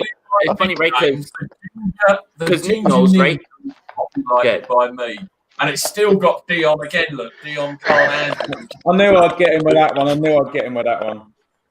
Nick, me and Nick talked about it, right? Like, this is Dallas week. This is supposed to mean something for us, right? Like, this is supposed to be the week where, look, I want a draft pick. Dallas wants a draft pick. But you know what? I tossed that out this entire week. It's Dallas week. It's time to at least try to figure out, where this rivalry used to be and bring it back to that. And all eyes are just making sure that we beat Dallas. I don't care who's on the other side. I never want the Dallas Cowboys to win, less against the 49ers. I don't see the Dallas Cowboys even doing anything in this game. No offense, none. Defense is shit. Ezekiel Elliott packed his bags and he wants to go back to Cabo. He is not here. He doesn't play football anymore. I mean, his body is trying to play football, but he doesn't play football anymore. I'm hearing a rumor going around, Jason, that Cowboys could trade Ezekiel Elliott to the Jets for a 2nd-round pick. And the Jets would be the only team dumb enough to take that contract and actually move on to somebody who's a malcontent. So I believe it. That's the only team that I can see actually doing something that stupid. Trouble is, Elliott is shitting himself at that thought. Can you imagine if Gase keeps Well, his you know job what else, though, Nick? at the He end got of paid. He New doesn't York? care. He got paid already. He doesn't care. That's it. Look, the quarterback goes down. The offensive line goes down. He's getting hit a ton. He doesn't care. He's like, I'm good. Look, this season's chalked up to whatever it is. So he's got a built-in excuse about, well, everybody's banged up. Why exert myself? Why act like and you can see it on the field. You know, the fumbles are a lack of concentration. That's just him. He's checked out. He doesn't care. I'm not scared. Look, I know this has nothing to do with real football, but this is how much I'm scared of Ezekiel Elliott in my semifinals. I'm benching him for Jeff Wilson. I'm not playing Ezekiel Elliott this week. I'm going to bench him for Jeff Wilson. Check this out. Here's a stat. In this whole season, Marcus Mariota has as many 80-yard rushing games as Ezekiel Elliott. Hold on to that stat for you. Why would I play Ezekiel Elliott in the biggest game of my year when he is never – the Cincinnati Bengals, they were blowing them out. He did not get 80 yards in a game that they scored 34 points and the Bengals scored single digits. He's done. I'm not playing him, and the Cowboys have no shot in this game. Sorry. They're already splitting the runs between him and Pollard already, so like I say, Zeke's going and Pollard's showing more. Pollard's showing more. He's better. He actually breaks tackles. He can add more. He's better, and you're going to see him more this week than Elliott. Another thing is Elliott's banged up. If you heard Mike McCarthy talk, Mike McCarthy said that he was further away from playing this week than he was last week. And he didn't practice at all. So he's even more banged up. I am not playing him this week. He's done. It's over. Jeff Wilson over Ezekiel Elliott. I don't even feel halfway bad about it. Scott. Right, let's bring in the voice of reason. Yeah, Scott. The Cowboys have no run defense. I think the Ravens just ran for 300 yards on them last week or the week before. But you know, the 49ers, they're just in a tough spot where they're trying to play, you know, Nick Mullins or CJ Beathard or whoever it is. Andy Dalton, I know he gets I know he doesn't, I'm not trying to say he's in his prime or he's one of the best quarterbacks in the league, but he's a solid quarterback and he's got weapons with Cooper. CeeDee Lamb has looked really good. I think this is one of those games that's hard to pick. I'll lean the 49ers just because it seems like their strength is going up against the Cowboys, just absolute weakness. So, yeah, San Francisco in a kind of a close, probably low-scoring game. You see the reason why Scott is picking the Niners because he wants to come on our live stream tomorrow. Otherwise, he gets blackballed. That's the only reason. John, now I know, and we spoke about it, I want to see some passion out of that team tomorrow. I don't think we're going to get anywhere near the field. Nick Mullins, Jesus Christ, it's going to be a hard watch. John, what are your thoughts? I agree with Jason. This is Cowboys week, and this rivalry does mean something, and it means something to me. It means something to you. It means something to every Niner fan across this country. I mean, you can talk about Seattle. You can talk about what used to be Arizona. But the 49ers Cowboys go back to the 80s, 90s, hard hitters, man, heavy hitters. And this should bring back – I'm looking for this game to bring back the Niners, I don't know, emphasis on D. I don't know if number 4 is going to be able – I call him number 4 until he proves to me otherwise. He's number 4. He's a nameless character at this point. I don't know what Kyle expects out of Nick Mullins. You know, we've seen everything that we're going to see. I think everyone has stepped up and Nick has kind of failed them, you know, and there's a little bit of chatter that says that they're frustrated with quarterback. They're either frustrated with the quarterback or they're being frustrated because maybe Kyle's not giving CJ a chance. Maybe some of these guys think maybe CJ has a better shot at getting us the ball. I don't know. I've seen a lot of CJ. We haven't beat the Cowboys since 2013, guys. Who was the quarterback in that game, John? Real quick. What's that? Who was the quarterback in 2013 in that game? Oh, that was Alex Smith, wasn't it? Was that Cap? Yes, sir. In Jerry World, beat down in Jerry World when it was all red. Okay, all right. Sorry, guys. James has got to leave us, so he's James, take care of yourself. James, good luck. Delvin, get you back on in the new year when we get him back on. Have a great Christmas and all that. Take care, James. Take care of yourself, James. Thanks, everyone. See you later. Bye, James. Have a good one, brother. Have a nice holiday, brother. So, okay, Cap, right? We haven't made an emphasis in that. We got beat 2017, 2018, Jason, guys. Yes, Shanahan's first year was the last time we played the Cowboys, and they did beat us, yeah. Mm-hmm. That was CJ at the helm there? Yeah, it was. It was a CJ Beathard game, yeah, I mean, that was the first year. Remember, Kyle took over that roster and it was barren, right? So, I mean, but, it's true, John. Like, this game has to mean something, right? Like, this game is supposed to, like, when the season started, right? You circle on the schedule, December game against the Dallas Cowboys, and you expect the 49ers and the Cowboys to be fighting for position or seeding or something. Both teams are in the same position. No starting quarterback. Ripped with injuries, and now this game it's up to us as fans to bring the juice for this game. It's up to us to bring the rivalry back and talk about all those moments, because it's lost all of its luster when you lose all those players and both teams are talking about turning the pace to the draft already. So it's up to us as fans to try to bring the juice when it comes to this, I think. I agree. I mean, we've been looking for a little bit of something. We've had a shit season, guys, but there is a little bit of a silver lining in each week going into it. This is really the last one we get. This is the Cowboys. This should give us a little bit of something to hope for, man. And I'm nervous. I think everybody shows up, but Nick Mullins and number 4, Pete. God damn it. No, trust me. Because we're not talking about Little Mix, but trust me, that's coming up. I got the Niners. Thank you for pointing that out, Nick. But they broke up. We get it, guys. The Dallas Niners rivalry means loads. We understand it. But you're going to beat Dallas, so all is good. So don't worry about it. It probably did something in 1993, but. See, all right. Let me just say something real quick. I understand right now. Hold up. I understand right now, Mr. Rogers, that you're like on top of the world and everything, right? But you have to remember where you came from, right? You came from humble beginnings before, Jesus doesn't come down to every team, right? Like you just, you got the right guy, and now, yeah, you're riding high, but you remember what it used to be like. So, I definitely remember. So that's what I'm saying. Like, all success is fleeting. Like I would just, look, enjoy it. But again, man, it's, like a little bit too much. Ups and downs. But when you're on the up, you got to take advantage. I guess. Yeah, but there's ups and then there's KC ups, and that's crazy. Dion. All right. Now, you're old school like me, and I know your good lady is a Dallas fan, and I hope that, you won't be upset. Well, we are going to be upset because we're going to be on the live stream, and I just hope she's in the next room because we don't need her coming and going. The Ginger Ninja is on form. We don't need that. But Dion, how do you see this? For me, it's obvious. You see the hat.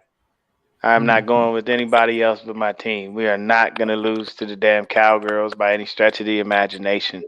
Now, I will tell you this. The key is to get the run game going and keep it going. If you're going to split the carries between Jeff and Raheem, both of them should be healthy enough to take, at least about 10 to 15 carries each and be able to move that ball. The key to this game, unfortunately, will be number 4. It will be if he himself can find out if he really is a quarterback, because These last couple of weeks have proven that he's not. Kyle Shanahan said it himself.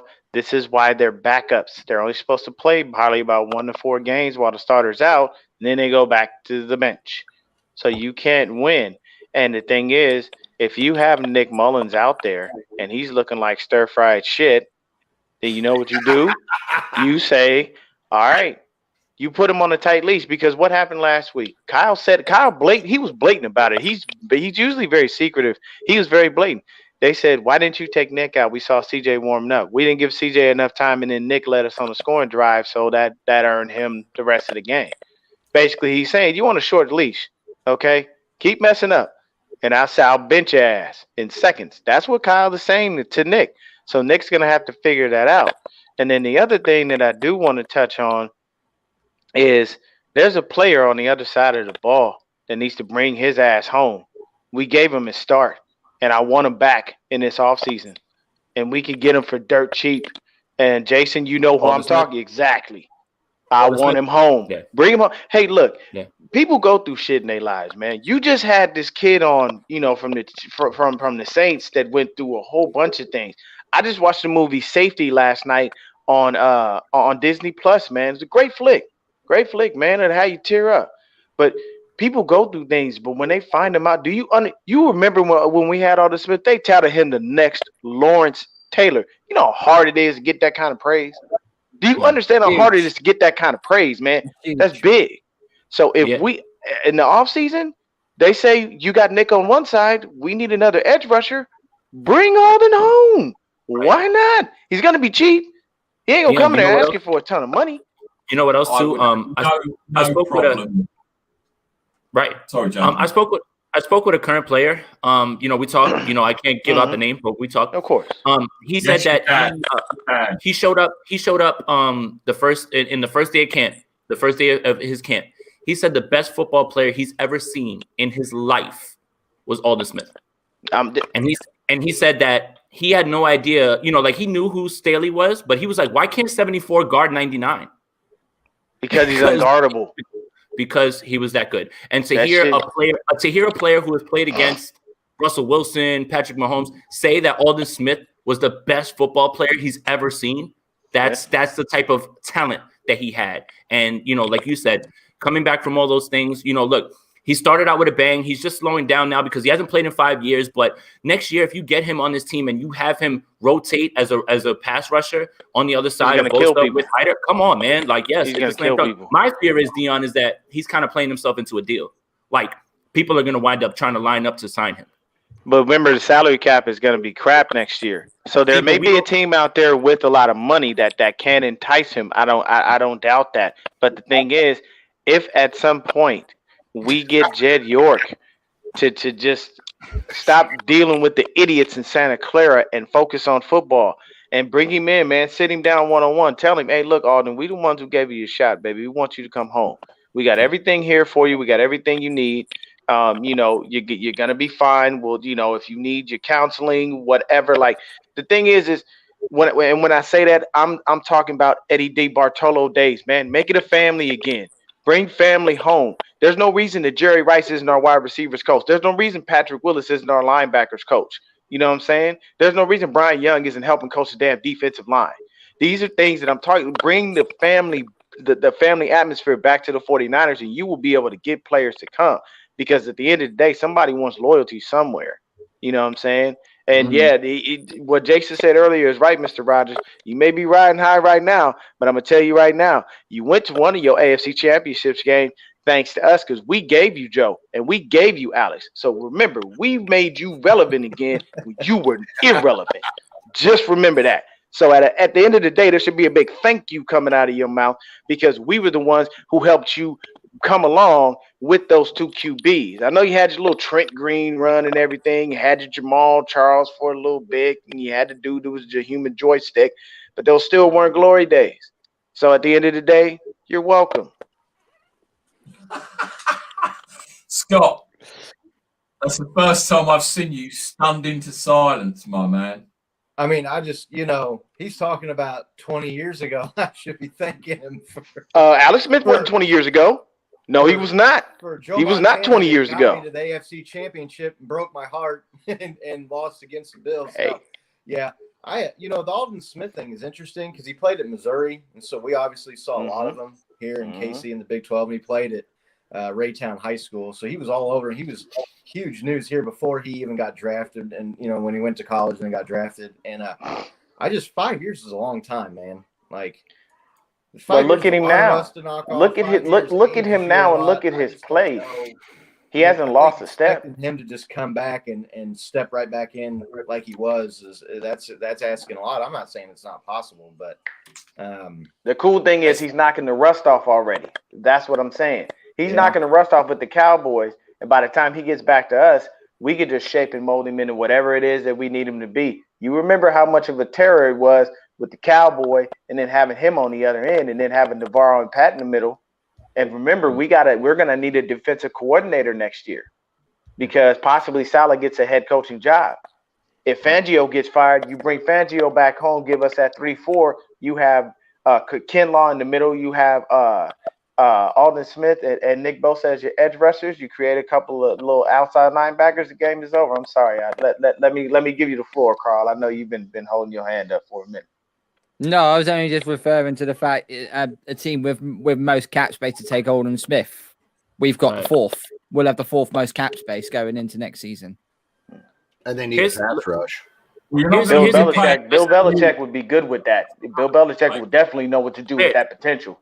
He will. So we don't spend like 2 hours talking about the 49ers and Cowboys, right? Let's put a wrap on this, and I'm gonna do it this way. Check this out. Whose revenge game is this? Because on both sides, there's Cowboys and there's 49ers, right? So on Dallas' side, we just mentioned Aldon Smith. Mike McCarthy's a former offensive coordinator for the 49ers. Mike Nolan's a former head coach of the 49ers. Head coach of the 49ers, yeah. Yeah. Jimmy Tomsula is over there. He's their defensive line coach, right? On our side, Kerry Hyder is a former Dallas Cowboy. So whose revenge game is it? I know Kerry Hyder wants revenge, and I know Jim Tomsula and Aldon Smith want revenge this week. So I'm going to go with them. I personally think it's a revenge game for Dallas, especially when it comes to Mike Nolan, who's been fucking absolutely god awful. I don't think he could even be a defensive coordinator for. That's why I'm not worried, Carl. For high school James Madison, for crying out loud. That's why I'm not worried, Carl. Look, Carl. Mike McCarthy, when he was brought in, right? Mike McCarthy was brought in, and then he got in the office, and they're like, "Who's your defensive coordinator?" He was like, "I know a guy." He called Mike Nolan. Mike Nolan was asleep on his couch, and he was like, "Bro, you want to be a defensive coordinator?" He's like, "Yeah, cool. I'm not doing anything this week." Like, you can't just hire your friends, right? Mike Nolan was on the couch. No one cared about him. For you to bring him back and run that ancient defense, you deserve everything that you get. And that's just a testament to Dallas. Like, Mike Nolan signed up for PFF, and that's the reason that he got signed as a defensive coordinator. He's like, I got a PFF Elite subscription. They were like, oh, bring him in. He knows analytics. I've got to say something very, very quickly before Pete's got to rush off, but before he goes, let's all pay homage to Little Mix. Carl, Little Mix, are you having them? No. Thank you. John, Little Mix, good or shit? Enough said. Thank you. Little Mix, girl group supreme or absolute dog? I've never even listened to him. So there you go. That's all you need to know. Dion, Led Zeppelin, Little Mix. Are you fucking serious? Led Zeppelin by far. Little Mix is exactly what they are. They're just a bunch of little fucking fairies. That's what they are. There you go. Don't get me wrong. I mean, you know, it's not hard, not too hard on the eyes, but I mean, that's about as good as it's gonna get. Music is crap. It's trash. Jason, do you care, Little Mix? Yes or no? I you know what? I hate to say this because I like to fill my cup up with knowledge, but I have no idea what the heck is going on. John Dog is going off in the background at Little Mix. Pete, it's been she doesn't like Little Mix. She doesn't like Nolan. She doesn't like the Cowboys. She's got a whole lot of hate. Pete, it's been a great show. Speak to you next week. Obviously, I'm not in. I'll come in and see you Tuesday to pick up my Christmas pie. Probably throw it in your face or something. Enjoy the games this weekend, and I'll catch up with you on Tuesday, bro. Yeah, I'll see all you guys later. But obviously, obviously, I know Little Mix quite often watch the show. Obviously, Jessie is leaving the group because she's got mental health issues. So let's not take the piss too much because she's actually struggling. There are people out there that are struggling, man. So other than that, but yeah, boys, thanks for having me on. It was always good to see you. Devlin Bro, what an awesome guest. So if he's still watching, thanks for him for coming on, and Jeff as well. But guys, enjoy the rest of your show. Enjoy your weekend. If I don't see you beforehand, Merry Christmas, everybody. Yeah, have a good one, man. Merry Christmas to you, brother. Have a good day. Go and warm up by your fake fire. Right, that's Pete gone. I never got my say on the Niners, Cowboys. I fucking hate the Cowboys. It goes back years and years. Years and years. We kicked their ass. We made it through to the Super Bowl. We became a dynasty. And that's that. You can bring up the Steelers' hatred. And I fucking hate the Steelers, as everyone knows. But to me, if they lay an egg tomorrow, well, I don't know what I'm going to do. Probably fucking go and hide in the back of this garage and never come out again, I think. Niners, 2 scores. And do you know what was really interesting, talking about Nick Mullins and stuff, before we just move on quickly? Did anyone see him on the sideline before the game started? They had to give him fucking smelling salts to wake his ass up. I mean, what's that about? No, I mean, look, man. Look, the last thing I'll say about this, man, is Nick Mullins is what he is, man. The plays are all there for him. If he's a computer, he's a computer that's running like when I first got high-speed internet and I started downloading music from Napster and I destroyed it. If that's the computer that Nick Mullen is, if that's the computer Nick Mullen is, then he's that computer. Like, it's just, look, man, I hate to nitpick single plays, but when I watch the film, there's a safety valve on every single throw, and he's not getting to it. He's making stupid decisions. So if he's a computer, what does he do well? He doesn't have an arm. He can't even lift a seam route, which Brandon Ayuk had 130 yards last week. He should have had 355 yards. Like, he was open all game. And it just doesn't make sense. So it's just Nick Mullins is what he is, man. Unfortunately on my show, I have to keep talking about him, but I've never spoken more about a backup quarterback, and I really don't want to talk about him anymore. I'm done with him, man. I don't care. He's not our quarterback. He's not going to be our quarterback next year. And I'm tired of the people that want to continuously talk about him. And for the people that actually believe that Nick Mullins was the answer, you feel pretty stupid right now. You feel really dumb right now. Really, really dumb. Yeah. No one with a brain ever thought that Nick Mullins was the move. If Jimmy Garoppolo's not the move, that's fine. But Jimmy Garoppolo's 1,200 times better than Nick Mullins. Not even close. Yeah, not even in the same. Well, they're not even in the same fucking state. Let's be honest. Anyway, right. Enough Niners, but don't forget, if you are a Niner fan and you want to watch tomorrow, we'll be going live half an hour before the game. John's going to be joining me. Dion's going to be joining me. Maybe Mr. Rogers, if he's nice, but I doubt it. We've also got David. I think is it Rolls Royce? He's been on your show, as well. Rolls Royce, man. Yeah, he's a really good dude. If you haven't seen some of his videos, YouTube videos from 9 years ago, the King of FTP is hilarious. I promise you. You've got to. If you go back, he was the one that when I first started watching Smack Talk videos. For some reason, he popped up on Twitter and it came on. And if you haven't seen some of his shows from 8 years ago, they're hilarious. You've got to check him out. But he's getting the itch to come back onto YouTube. And for me personally, if he comes back, it will be hilarious. But George is just so funny. Right. Talking of shit teams, Seahawks versus Washington. I'll just take it automatically. Washington. But Dion, is that because we hate Seattle, or you really believe that Washington is going to win this game? I actually believe that their defense is going to kill Russell Wilson. Let me tell you something. When I saw what happened last week, that Chase Young, a whole grown-ass man. That's a whole grown-ass man out there. And that defense is playing phenomenal. Okay, I said this on my own show, Jason. How many offensive possessions did we have? Dude, 19 offensive possessions, and we scored 15 fucking points. Are you serious? Here, look, here. This is another good one. Phenomenal. Right, this is another good one too. In that second quarter, the 49ers had the ball 2 times, 27 total yards, 2 punts, a fumble, an interception, 2 sacks, and a partridge in a pear tree. I almost threw my goddamn phone right now. The second and third I quarter. almost threw my phone across the room. I was going to have to go and get myself a new Christmas gift of a brand new Galaxy because this thing was about to fly. Like, that's what I'm saying. That was the frustration. But I definitely – I'm stating that strictly because I feel that Washington's defense will hold them down, and the unknown of Dwayne Haskins is what Seattle's D has to deal with.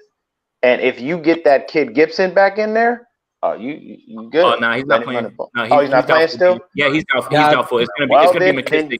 Then you better hope McLaurin is faster than DK Metcalf. See, with McLaurin there, he's actually going to be better utilized with Dwayne Haskins because whether you think Haskins is actually accurate or not, he actually throws the ball downfield.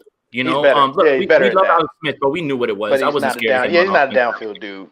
Yeah, exactly. So McLaurin stands to actually feast on this secondary if Dwayne Haskins can actually get the ball somewhat in his direction. So, I mean, that is a good point there with that. I just have a tough time seeing Washington going in there with that offense and going into that game and winning it. Seattle needs it. I hate to say it, but I think I got Seattle in this one. I would love to see Washington win. Love it. I would, but it's hard to bet against them right now, even if they're playing, not up to their standard for the first 5 weeks.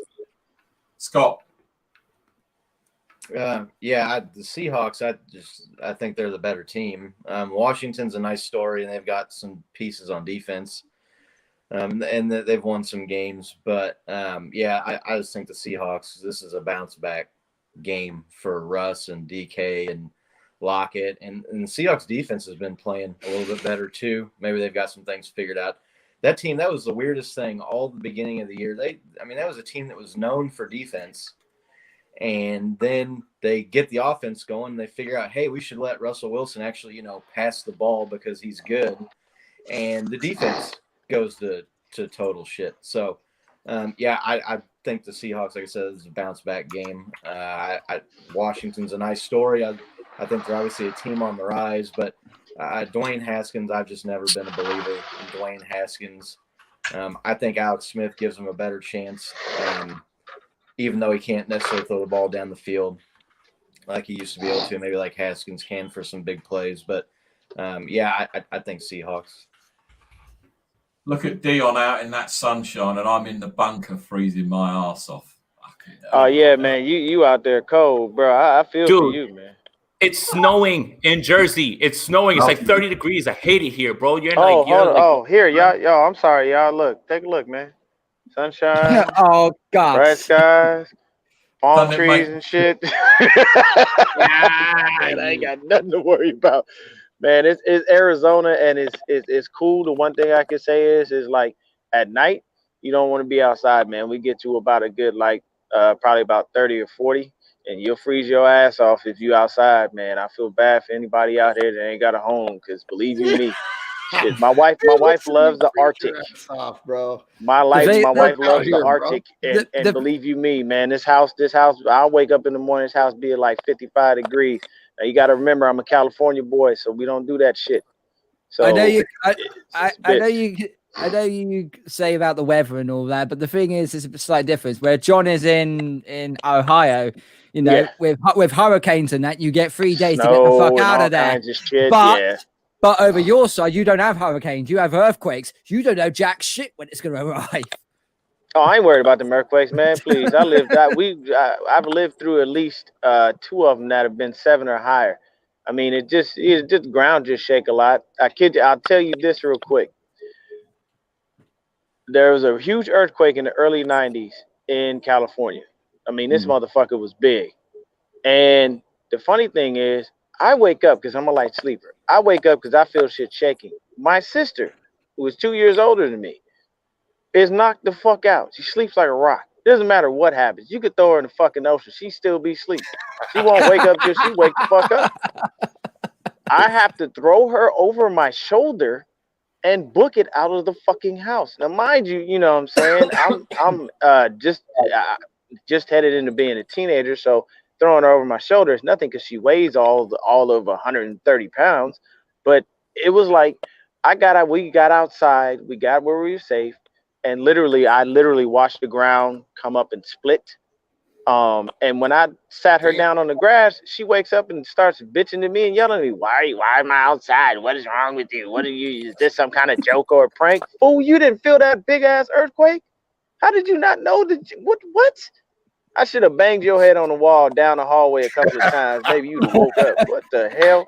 Yeah, earthquakes are crazy, man. But knocked her head against all those rungs, man. Right. But yeah. Exactly. But yeah, it looks tough being you at the moment, Dion, I must say, with all that. It's hard, sun. man. It's very hard. I'm sorry. I feel so bad, man. It's so hard. I can see that. John, now I know normally you come out with a few statements, and I've got my card ready to tick off all of the statements. When I say to you, talk to me about the Seahawks. Nick. Here we go. I've got the pen ready. Seattle. God damn it, dude. It pisses me off. I mean, they piss me off, dude. I can't stand anything Seattle, brother. The fucking rain, that gum chomping motherfucker. I can't stand him. I hope he gets lockjaw. He chokes on that shit.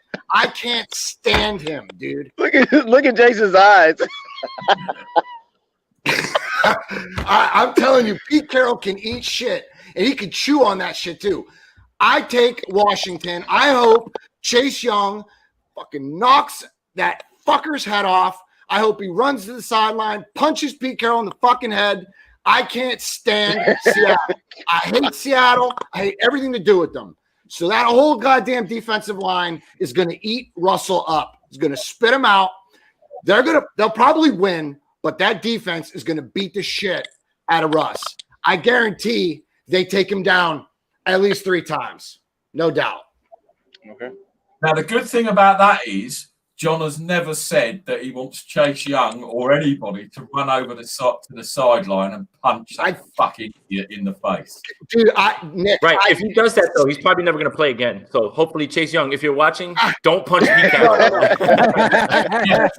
That's my get a third stringer or a fourth stringer to go over there and punch you in the face. Yeah, exactly. Get the long snapper to go down there and just get, and then that's it. Just put some other long snapper in. You got it. But I'm quite confused, John. Did you want Seattle to win? I'm just a bit confused. Jesus Christ, Nick. My blood pressure's already through the roof. It's all about staring. It's all about staring. Stir in the pot, as they say. In that right call, stir in the pot. Yep. Oh. Now, this is an all. Yes. Go on. What do you think is going to happen in this game? The football team's on a humongous high after knocking off the Steelers last week. Seattle are not going to take their win. Their win was against the Jets, so let's just say they had a bye last week. I just hope they're half asleep for this game. It's an awkward one. Partly because I don't know who to choose, but partly because I've got the football team defense and I've got Chris Carson as my running back in fantasy. So I'm a bit fucked on this one. I'm going to go and say the football team because, yeah, I think if you get to Wilson, I think that offense starts crumbling. It does start malfunctioning. It's toss of a coin, but I'm going to go for the football team to win this. Do you know the thing that's really funny? And John, Dion and I and all the 49ers fans are probably on the same wavelength, except we are more graphic and will actually say what we mean. How hilarious is it that Russell Wilson isn't being spoken about the fucking MVP anymore? He was fucking God in the first few weeks, and now all of a sudden, Russell who? I don't get why they've gone away from letting Russell cook. I don't know why the chewing gum man has decided that he's going to. I know he wants to run the ball, but everything was working for him fine when Russell was throwing the ball and everything. And he's gone back to his old philosophies. And to me, I can't see why he's done that. But yeah, fuck it, Washington. I don't care. I don't care. And I am actually with John. Chase Young, anybody, me, even I'd put a Washington uniform on. He's freezing up. Uh-oh. It would probably fucking kill me, but I'm back. This is like the perfect timing for him to freeze up too. There you go. I was in the middle of my Seattle rant, but I'll just say, Washington football team, punch them in the mouth, and it will be hilarious, and I'll love it. Right, a couple of more games to go through. Bears Vikings. Now, I don't know what's going on with the Bears because again, I still think they're pretty fraudulent with their record. Trubisky's come back in, and I'm still not convinced by them. Their defense goes missing. It's a real, and again, please, will everyone stop about getting bloody Cousins as the 49ers QB because I ain't buying it. And I'm not buying Mariota either. Fucking hell. He was on the telly the other night and had a few good throws and a few good runs. And then everybody on 49ers Twitter, let's get Mariota. Let's get Mariota. And then literally, as I'm watching it, he throws that pick. And I'm like, yeah, forget about it. I'm not interested. Dion. You could get Mariota. You could get Mariota, but you'll have to ask him to fucking deep. You have to ask Mariota to deep cleanse because he is wearing a Raiders uniform. Right. Oh, yeah. He led them to a loss and fuck the We're Raiders. used to that shit. They're all 49ers have worn a jersey at some point or another. Think about it. We've lost some of the greats to a Raiders uniform. Yeah, I'll say this. Wait, what game are we talking about? Because we started talking about the Raiders being shit. Minnesota and Chicago? Ooh, fuck. That's a battle of that's an NFC North battle. But here's the only reason I'm picking this is because I got a buddy of mine out here in Arizona that I met who is from Chicago. This is like a brother to me, so I'll take the Bears. And yes, I've heard Twitter talking about Mitch fucking Trubisky and talking about Brucey from the longest yard. And talking about Kirk Cousins and all this. People stop. Just let it go, okay?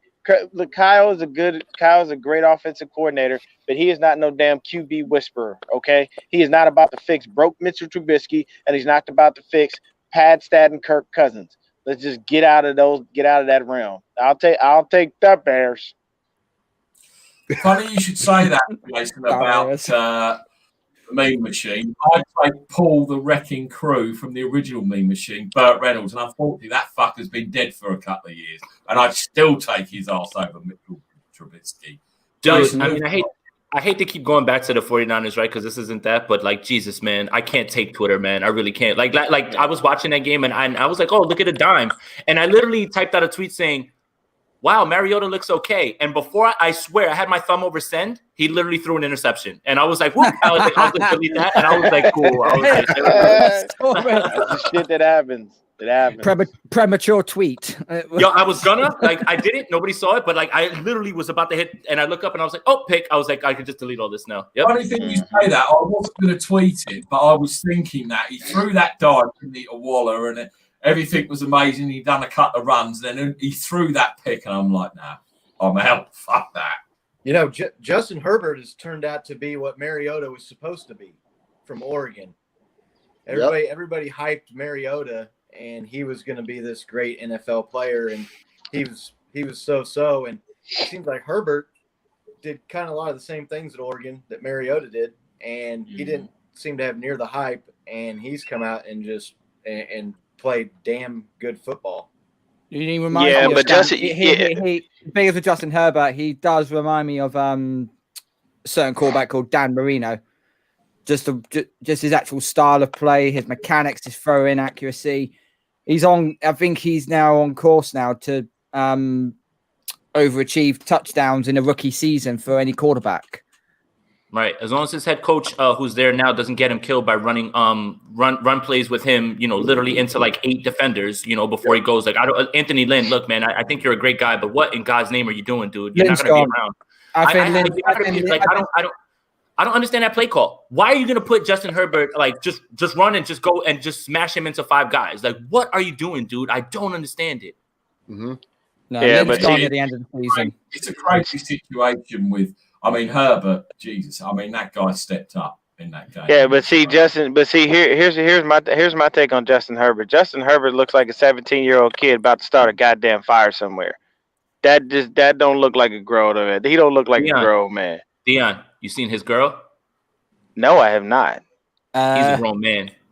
Oh, okay. Oh. We not look. Let me tell you. Whoa. Let's roll that back.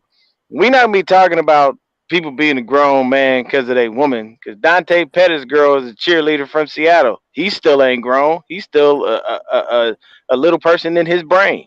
You know what I'm saying? But Dante Pettis isn't throwing 60-yard dimes down the field against New Orleans either. So Dante Pettis couldn't.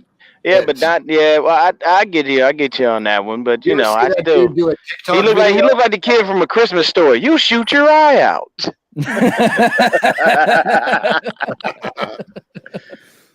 Oh, that's okay. not too bad, man. Yeah, he's doing all right, man. He's doing all right for himself. Look, money. Even though he looked like a 17-year-old on a ridiculous puberty growth spurt, money will make you look good. Okay. Lil Wayne had kids, people. Lil Wayne, that's an ugly human being. He can rap, but he's ugly as hell. Come on. Wait. Dion, by Lauren London. Right? He has a baby with Lauren London. Hello.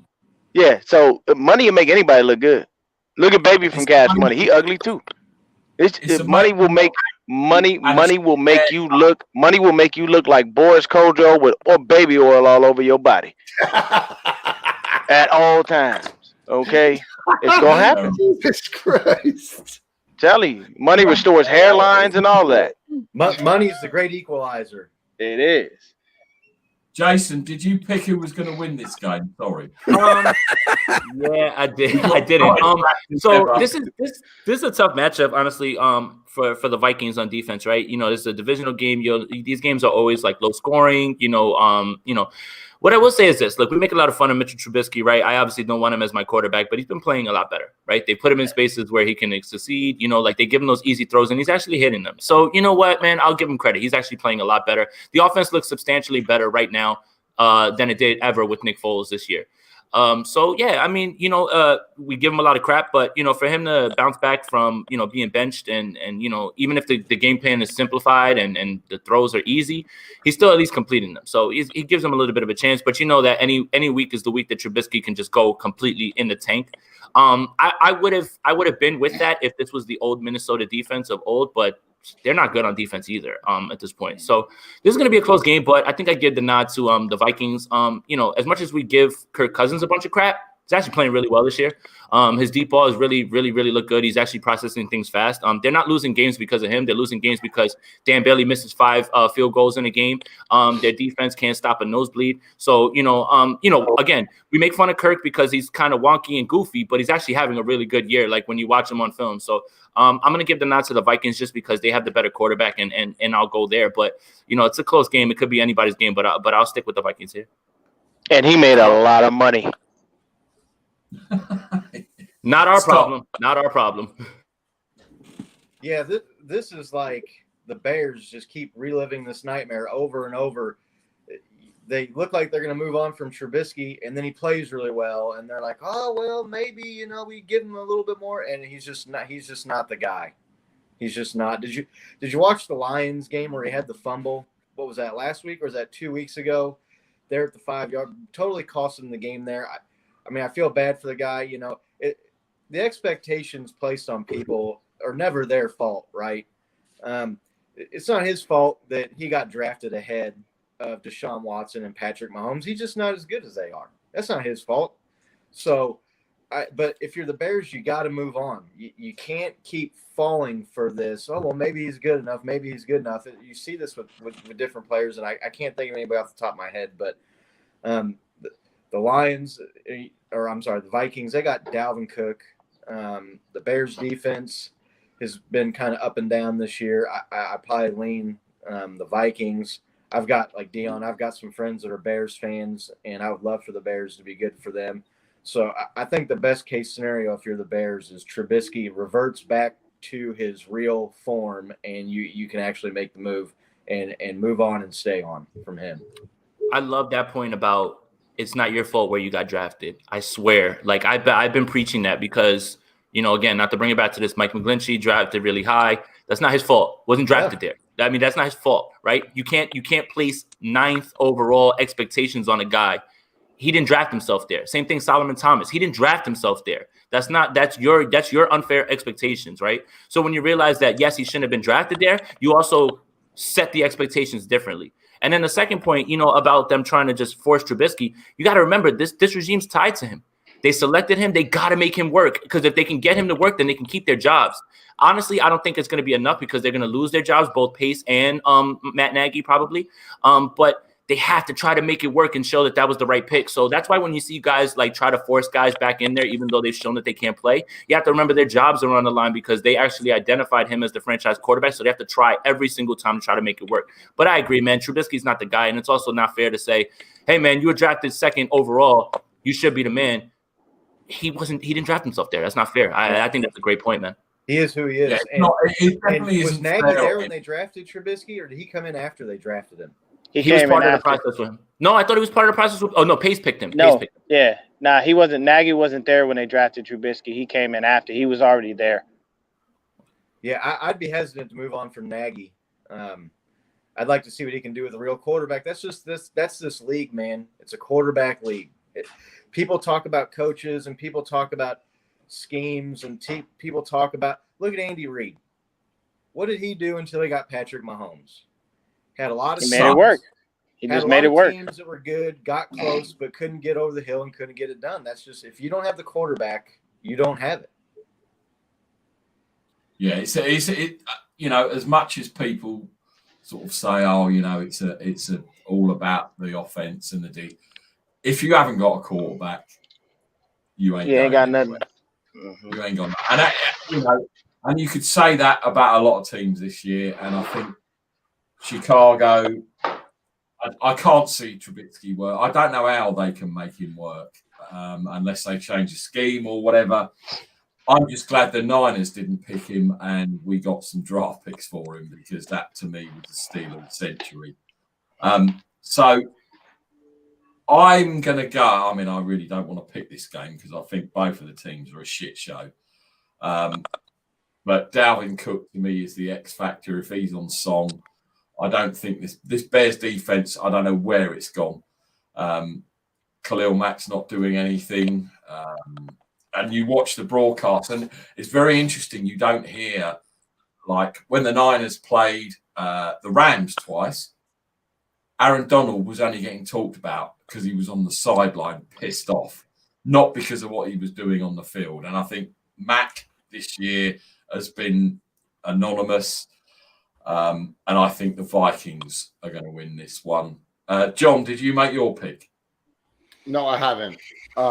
I, too, have a very, very good friend. He's like a brother to me that's a Bears fan, and I'd like to see it for him, too. But without Akeem Nicks playing to the top of his potential and Mack, the Bears defense not too long ago was one of the best defenses in the league. Had the most takeaways. I don't know what Trubisky was doing. And you guys are right. I mean, Jason said it best. I mean, they did a lot to get him. They fucked up the draft order just to get this dude, and they had to make it work, and they have to make it work.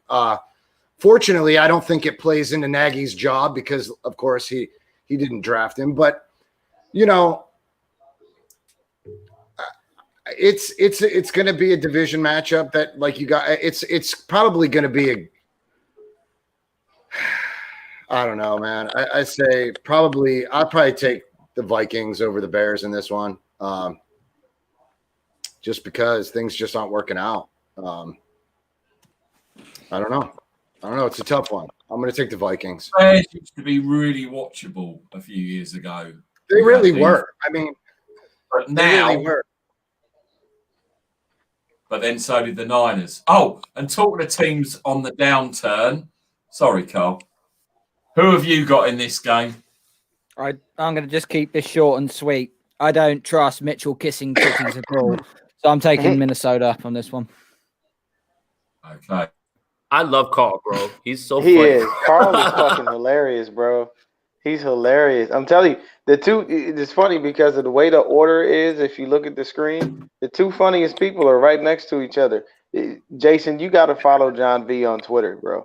This motherfucker will have you down. I do, man. Bro, I got everybody on here. Bro, when he literally, I think I put out a tweet, said, who the hell is River Craycraft? John was like, I thought that was a boat or some shit. I was like, yeah, some boat.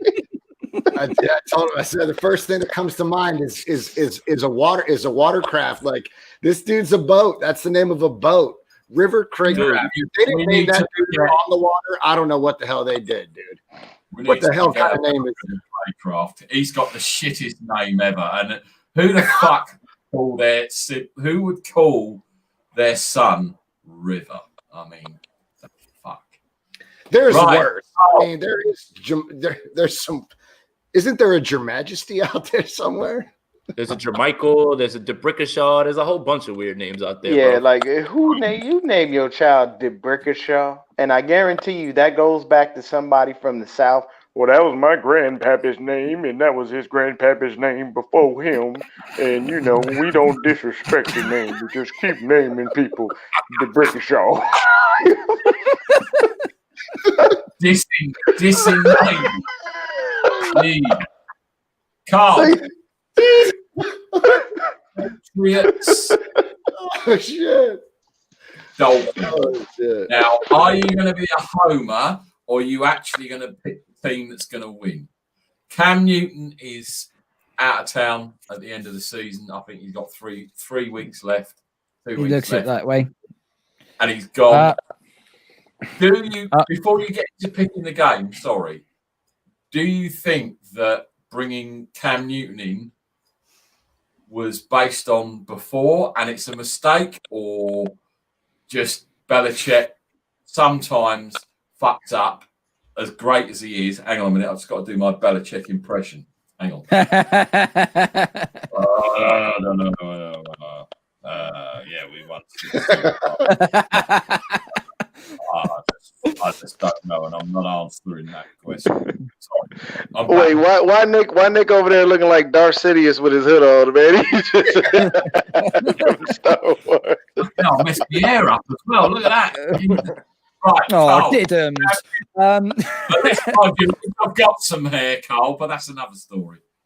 Your hairline's receding faster than Benjamin Button. I know that. Yeah. All right. So Cam Newton. We've referred to your question. We've referred to your question. I think at the time, a lot of teams had passed on Cam Newton because, I don't know, mostly because of his injury history. I think Belichick just decided to go for a waiver on him. I mean, $1 million contract for a former MVP. I mean, very, very surprised most teams didn't take that up. And a lot of people said that was the biggest steal in free agency, getting Cam Newton for $1 million. Well, that's not necessarily the case now. All I've been hearing all week long is how ways we can get into the playoffs. And I'm thinking to myself, 2%. That's about the same as me getting 1 million subscribers by the end of this show. Absolute fucking no chance. Well, that's because your output is shit, Carl. Let's be honest. I'm only joking. Okay, I'll let you have that one. But I do not go against my team playing a division rival. I really, really don't. I do have some hope we could beat the Dolphins, and the only reason why is 2 reasons. Cam Newton's stats in week 1, he threw for 157 yards, no touchdowns, no interceptions. Yet we still won the game. And Belichick, his record against rookie quarterbacks is unbelievable, 26-5. But it is Tua Tagovailoa who is very, very talented. But I am still going my Patriots to win. I can understand that, if I'm honest, Carl, because again, but I've got a good record with rookie quarterbacks. You look like one of those yard gnomes right over here. factor into this game, right, is Belichick against rookie quarterbacks. And I think that's the only sliver of hope that you've got in this game, if I'm honest. Your two quarterbacks aren't the answer. I'm really surprised that he's still going with Cam, if I'm honest. And I'm not being a hater at all. I mean, Carl, way back when we got on this program and I got you on, I said, Newton's not the answer. He's not that MVP. And he, unfortunately, all of the hype that went along with him has not materialized. It just hasn't. And, you can use, he hasn't got the receivers. He hasn't got the running back. He hasn't got the... But it's blatantly obvious. If he had those weapons, he still wouldn't be that MVP Cam Newton. Sometimes you need talent around the quarterback to make the quarterback actually perform outright. Don't get me wrong, I agree with that totally, right? But I think even if he had the talent, he would still be struggling because he forces throws. He runs when he shouldn't run instead of, throwing it out of bounds and stuff. And it's kind of like an old gunslinger quarterback, where you reach a point where you convince yourself you can still do it. But you get to that point where you can't. And I'd be very surprised if Cam Newton was in the league next season. I would be surprised. He may come back as a backup, but he's got to realise that he's not a starter now. I think with Cam Newton, I think of Cam Newton, with all the attention it brings and his persona about him, I don't think he will end up being a backup. He will end up playing for a team as a starter because what he lacks right now in his mechanics and his ability, he makes up for it in basically the gong show that he is. So the problem with that though is he's not put a lot on film this year that's going to make someone, let's say Washington maybe, or if Stafford leaves Detroit, for instance. Do you think he's done enough on film this year to say we've got to pick Cam Newton up if New England release him? Personally, I don't think so. And we'll go around the horn after we pick the game just to pick up on that point. But yes, I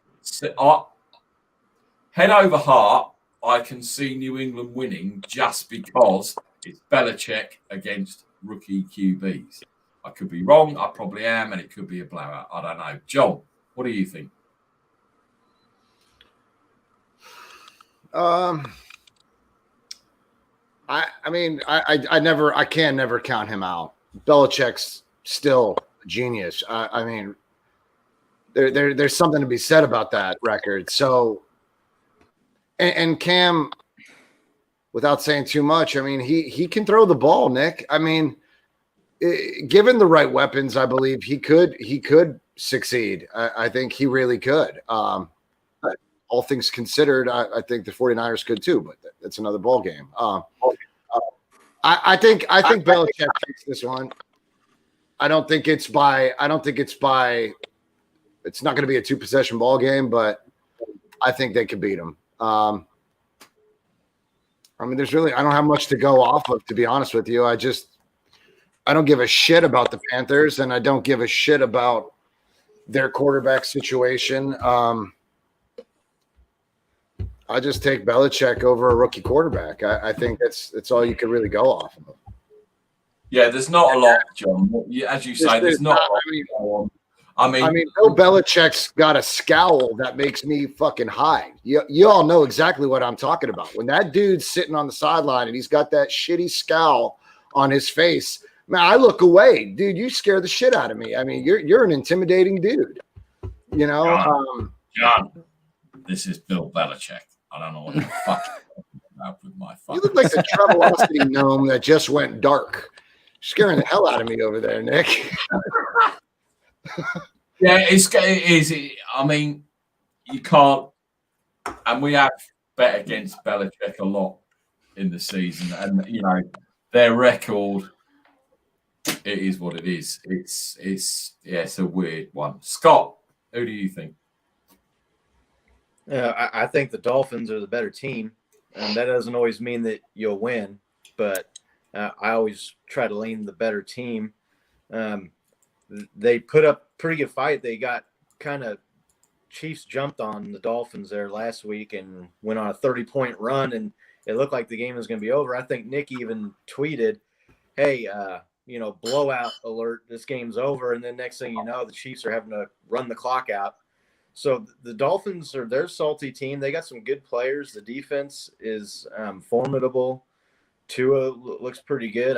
He had several passes that were dropped in that game last week against the Chiefs that were beautiful passes. So I think he's got it. I'm going to pick the Dolphins. And Nick, like you said, with Cam, shit, there was nobody that really wanted him last year, right? He was sitting there and he was a free agent. No one was signing him. And then you go to New England and you can't get it done. And all these teams that didn't want to sign you before that are going to say, oh, well, we were wrong. We need to go out and get this guy. I think it's a bad sign for him. I think teams are going to look at it and say, if you can't get it done in New England, and we already thought you couldn't get it done, that's why you were sitting there available for them to pick him up for $1 million. I just don't see it. Thing is, everyone knew, Scott, right, that this is a typical Belichick move, and everyone was right. He's not getting picked up. He's not getting, and then fuck me, the Patriots picked him up, and it was just like that is so Bill. And he may have been broken because of the time in Carolina, but again, we're going to come back to this. I don't think he's fixed him. I don't think the hoodie has fixed him. And yeah, I did tweet out about the Dolphins game, as you rightly said, because I thought all of a sudden KC were rolling and that defense had no answers to what they were doing. And then all of a sudden, Miami sprung back into life, which is great for them. But obviously, you prevailed. Guys, real quick. I got those games mixed up. I thought they were playing. Listen, I'm taking Miami. I had shit all fucked up. I'm taking Miami. That defense is far better. I'm taking Miami's defense over Bill Belichick at this point. They're overwhelming. I saw the way they played you guys, Scott. I'm taking Miami over the Patriots. My apologies. Carl nearly fell off his chair then. That was a real hill turn. I'm sorry, dude. I really am. I'm sorry. I don't know where the hell my head was, but that defense is tough. They're good. Jason. Miami. I want to say this first. I love Cam Newton. I love him. I don't care about shortcomings, everything. I love the player that he is. I love the swagger he plays with. I love the way that he is. I think that what Belichick did this year, bringing him in, was one of the shrewdest moves. Right? You bring in a guy who you can say is just solid, right? And you can compete while also putting yourself in a position where you're not tied to the guy, right? This is a shot for Cam Newton to show that he can still belong in this league, and yes, he'll be in the league somewhere. Backup starter somewhere. No way that Cam Newton hasn't, look, what you're seeing is what Cam Newton was his entire career, just much more diminished. That's it. Just an inaccurate guy. That's it. And I want to say this, and if I'm wrong, please someone call me out. I think this year what Belichick is doing as far as coaching goes up with any year that he's ever had. Ever. Now think about this. Hightower opts out. So many pieces. Patrick Chung opts out. All these guys on defense, they all opt out, right? This is what we talk about with culture, right? And we talk about when you talk about guys who are like, oh, we need the tank, we need you need culture, okay? You need culture. No matter what happens, no matter who's in that building, no matter who's on that field, the Patriots are going to play their asses off. Bill Belichick right now is doing the most with the least. N'Keal Harry is there. He hasn't panned out. The first time that he's actually reached for a wide receiver, and it almost looks like he's going to go to the front office and say, see, this is what I'm talking about on why we don't do this. Julian Edelman is not going to be activated for this game. That just came down the wire right now. He's not playing either. There's so much here, but Belichick has done what Belichick does. He makes guys buy into the system. It's my way or the highway. And this year, this job that he's done goes up with any year, including years that he's won the Super Bowl. Yes, I said it, because it's not, and again, don't want to go back to the 49ers, right? But when Robert Saleh's calling games and Nick Bosa and Dee Ford are just in the backfield, right? Does that cause you to be more, complex? No, it's pretty simple. Now, what do you do when you have all those things away? Now you really have to coach, and what Bill Belichick is doing right now. And also, give a lot of credit to McDaniels, man. McDaniels' offense isn't this offense of running quarterbacks. He had to meet Cam Newton halfway. See, this is the thing, right? I hate when coaches do this. You bring Cam Newton in, and then you want to run an air raid offense. Why? That's not his strength. You need to tailor your game plan towards him. So look, yes, is Cam Newton the guy that we saw win an MVP? No, but Bill Belichick has done an amazing job this year, and I think it was super smart for him to add Cam as late as he did, because it adds a guy who can win games for you. And they're still competitive. Realistically, they're still in the playoff position, right? You're never going to hear Bill Belichick say we're getting ready for the draft. So I find it really interesting how this game is going to go. Brian Flores knows everything about the Patriots. It's a Brian Flores revenge game, right? We can keep doing revenge games. That's my thing. All right, so I'm sorry. But yeah, man, I'm really interested to see how this game plays out. I'm going to say something, and I don't want it to, be like a hot take, but I think the Patriots win this game, man. I think I'm sorry, bro. I can't remember your name. Call up there nailed it on the head, right? Rookie quarterback, not a good move. And look, I love Tua, right? And we know what he can be. I think he's a great player, but right now, 3 starts in, he hasn't shown much passing wise, and Belichick's going to take that away now, or take the run away. So beat me passing. And that's where I feel like the Dolphins are going to have their problems. No Gaskin in this game. Savon Ahmed is going to be the one who probably plays this week. Matt Breida just got off COVID. Devontae Parker is a little bit banged up. So, I just see Bill Belichick's thing is, if you're a righty, I'm going to take away your right hand and beat me with your left. And I still have to give the, it's teacher and student, and I'm still going to always go teacher. And I think the Patriots win this game. It's not going to be pretty. It'll be a 13-10 game, 17-14, something in that range. But I got to give the hoodie the nod here, man, in this one. Definitely. Okay. Very, very, very quick shout out. Nick from the Nothing But Niners crew is in the house. Not seen you about, bro. I hope you're well. And I saw some pictures on Instagram and stuff, but I have sent you a WhatsApp. I hope you're well. I hope you're going to have a good Christmas and everything. I know John, Jason, Dion as well. We haven't seen you about, Nick, so hope everything's going good for you. Hope you're good, bro. Thinking about you, man. I haven't seen you on the timeline, bro. Yeah, I haven't seen him on the shows, man. That's hurting because he's a big part of it, man. I watched that dude ever since I've been watching Nothing But Niners, even through his weight loss journey, man. Every chance I got, I was trying to hit him up on Twitter, man, telling him keep going, bro, because believe you me, man, some of those journeys are definitely hard if you don't have support. Not to say he couldn't do it by himself, but support is always a good thing for you in anything in life. Nick's a good guy, man. I actually, because we're both from Jersey, I've actually hung out with Nick. We went to a Niners bar in New Jersey. Nick's a great guy, man. And, some of the things that sometimes he talks about are real things that need to be talked about, in terms of mental health and things like that. So I just hope you're good, bro. And, as always, man, if you ever need anybody to talk to, the DMs are open, bro. We just haven't seen you on the timeline. So we're just thinking about you and hope that you're good during the holidays, bro. Yeah, same here, man. If you need us, we here, bro. This goes beyond football, man. So, you need something, big time. I'll at me. For sure. Definitely. Nick, don't be a stranger. Everyone has missed you on Nothing But Niners. I know I have. And just not seeing you around on Twitter and like that. And as John, Jason, and Dion said, well, I've sent you WhatsApps. We're here for you, man, if you need to just reach out, etc. Dion. Dolphins. I won't be as long as everybody else was, because I don't care to dig into Cam like that. I like Cam for who he was. when he first came out of Auburn. I like the fact that he defied the odds and made people understand he was a quarterback and he was good. But for me, I have to take the Dolphins. I'd have to say the only thing that I could care less for with Cam is the way that dude dresses, because that shit is an atrocity. But Dolphins for me. I feel like the Dolphins. Breaking news. Pete Bentman, I've heard, dresses Cam Newton because they both dress completely shit. Well, Pete comes on with that ugly sweater every damn week with the damn Steelers colors, looking like looking like baby throw up and shit. Like, it kills me over here, bro.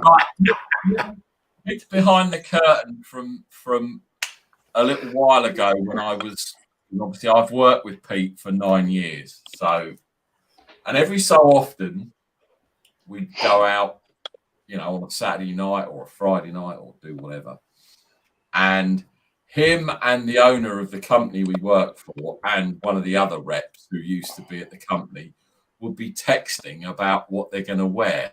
Oh, let's wear this blazer. Oh, are you wearing skinny jeans? Oh, are you wearing that? And it was like, oh my God, fucking dress and go out. Don't piss about texting each other because you don't want to clash with jackets or, neck scarves or bloody shirts or. Gentlemen, you have.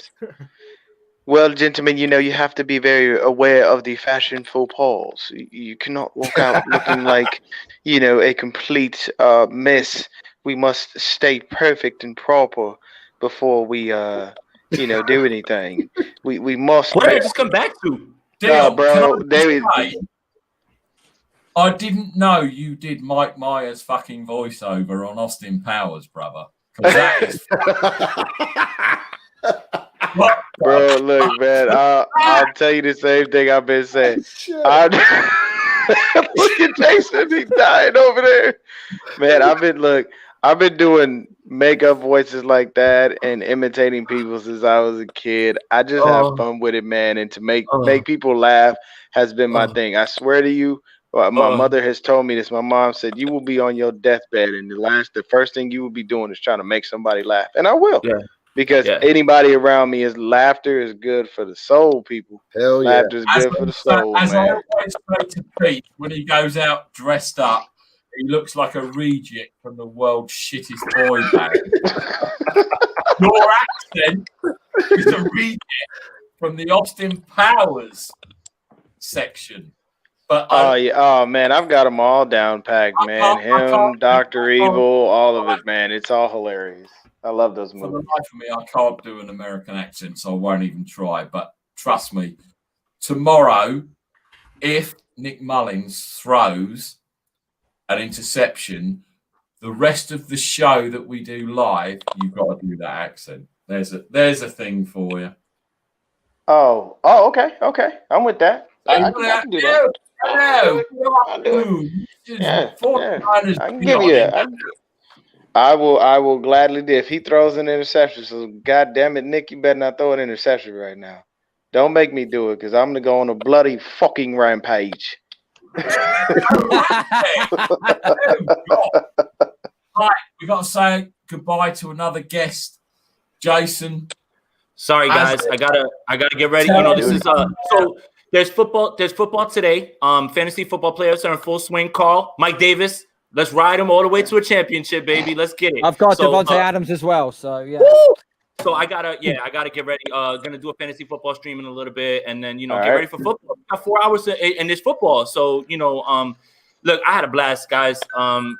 It's always so hard to get up in the morning. That's probably the hardest part of this. But then once I get on and talk with you guys, it's a blast, man. John, Dion, Steve, Carl, Nick, thank you guys, man. And good luck. Good luck with our team this week. 49ers are going to smash the Cowboys, but good luck to everybody else's team this week. The Chiefs. I got the Chiefs. I know you guys didn't ask. I got the Chiefs beating the Saints this week, and I got the Pats beating the Dolphins. So, I'm on your side this week, too. That was my final game to lead off on, was the Saints Chiefs. But, Jason, as ever, always a pleasure. Let everyone know where they can find all your content, and because you've got more You got more shows than Jay Leno at the moment. No, it's no. Honestly, I'm just humbled by the people who reach out and enjoy my content. So yeah, you can follow me on Twitter at JasonAponte2103. Sprint Right Option podcast we do on Wednesdays and Fridays. You can find that on Spotify.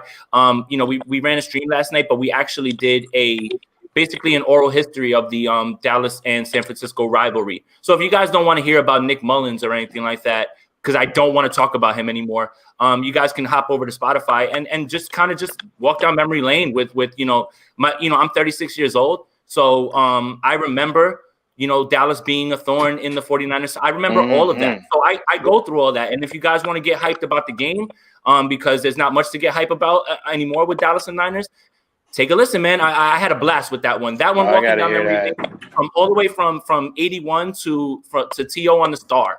We went through. We tried to go through it all. So any 49er fan that's looking to get jazzed about this again, check out the episode. But again, guys, appreciate you guys having me on, and it's always love over here, man. One thing, Jason, take it easy. Much love, Jason. Be easy, man.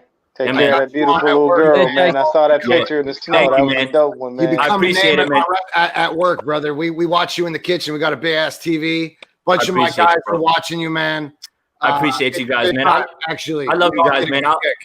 I'll never get used to that. Honestly, I always appreciate the love, and I try to reciprocate, man. I love you guys, man. I appreciate you, man. Cool, brother. Much love, Jason. Brother. If you want to jump on tomorrow, even for 5 minutes on the live show, I'll pop in. So tomorrow I'm doing something a little bit different.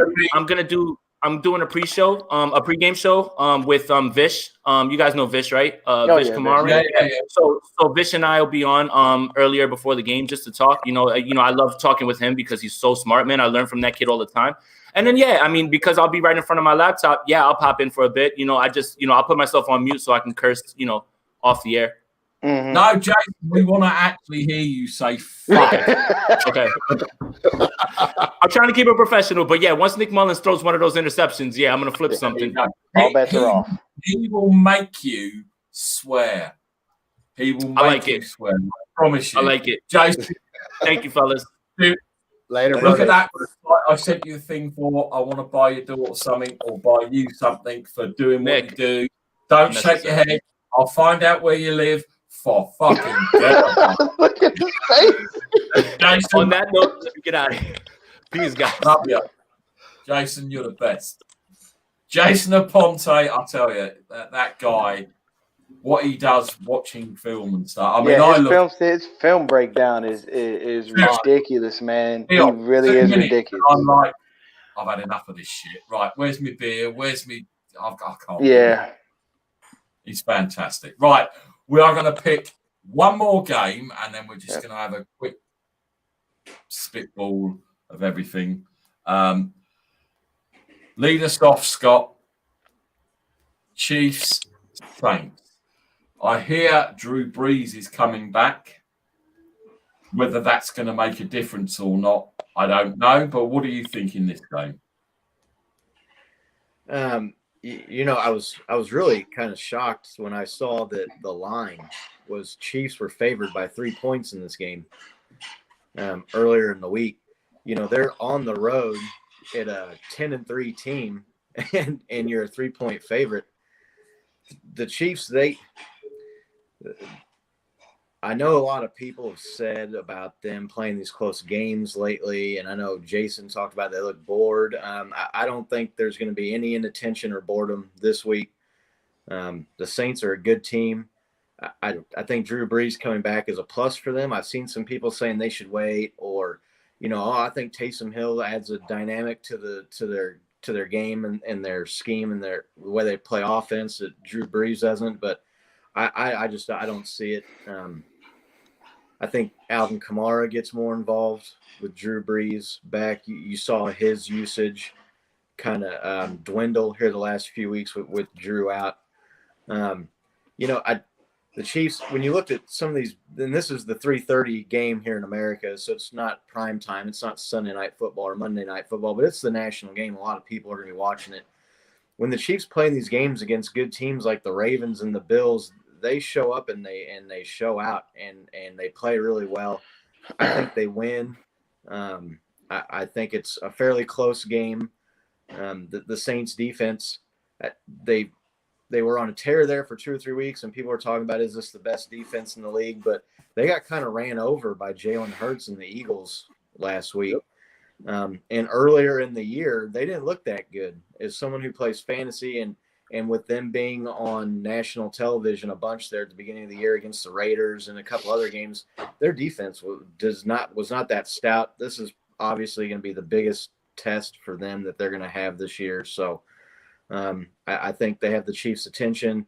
The Chiefs are in the driver's seat for the 1 seed now. Win out, and you don't have to worry about that first week, and you can guarantee that everybody's going to have to come to Arrowhead Stadium, which I know people want to kind of poo-poo away this year without the crowd, but you take out the travel, you take out all that, it's still an advantage to play at home as opposed to on the road. So I think the Chiefs win this game somewhere 30-23, 30-27 is my guess. I think taking out the crowd, even the crowd really is immaterial. You've got to look at the weather. Drew Brees going outside, we all know he's not that great. And yeah, I go with you, Scott. I think the Chiefs, and I fucking hate Mahomes, but I think the Chiefs definitely are going to win this game. I think they're just going to be too strong. Yeah, the Saints defense is good, but again, it's outside, it's cold, blah, blah, blah. John?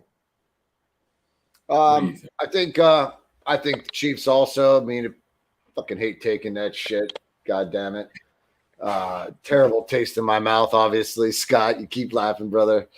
But I give credit where credit's due. I think that the Chiefs actually deserve a team at their best.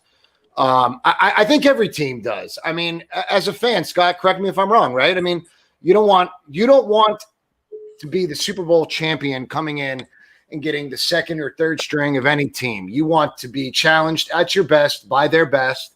So, I mean, I think that it's a little soon, but Drew Brees took 11 broken ribs, man, and it wasn't even that big of a hit. Correct me if I'm wrong, Dion. I mean, it wasn't that big. I mean, he's showing his age. They're not great outdoors. They've got the luxury of playing in a dome. So I think the Chiefs beat them. I don't know. 3-point spread. I'm going to take the Chiefs by 2 touchdowns. I'll take a 2-possession ball game. Chiefs winning. That 3-point spread is definitely Vegas getting it wrong. Definitely, because I just don't. As you say, Breeze, it was an innocuous hit. He broke all that shit up, and yeah, a 3-point, I think it's crazy. Dion, what do you think? Long story short, for me, I'm going with Kansas City. I do believe that they are rushing Drew Brees back. I have to agree with John V. You're really showing your age if you take a hit and break 11 fucking ribs. And I know they nicknamed Kentavious Street Baby Hulk, but I don't think he Baby Hulked his ass on that tackle. Like, he didn't even land on him like that. He's an older guy, and as you get older, your body does not get better. Your body deteriorates. We all know this. That's just science, and that's proven.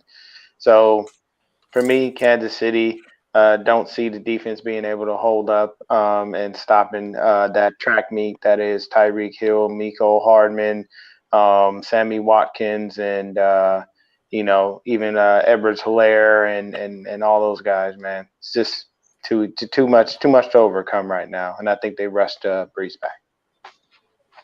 Definitely. Carl, what do you think? Yeah, I'm taking the Chiefs in this one.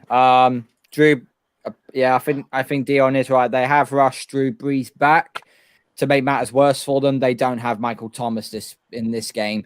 That's basically Drew Brees' number one go-to guy, unless it's a dump off to Alvin Kamara, which he now has to do a lot more of in this game.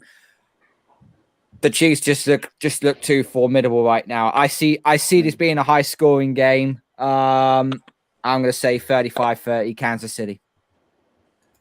Yeah, to be honest, I can't see it. And again,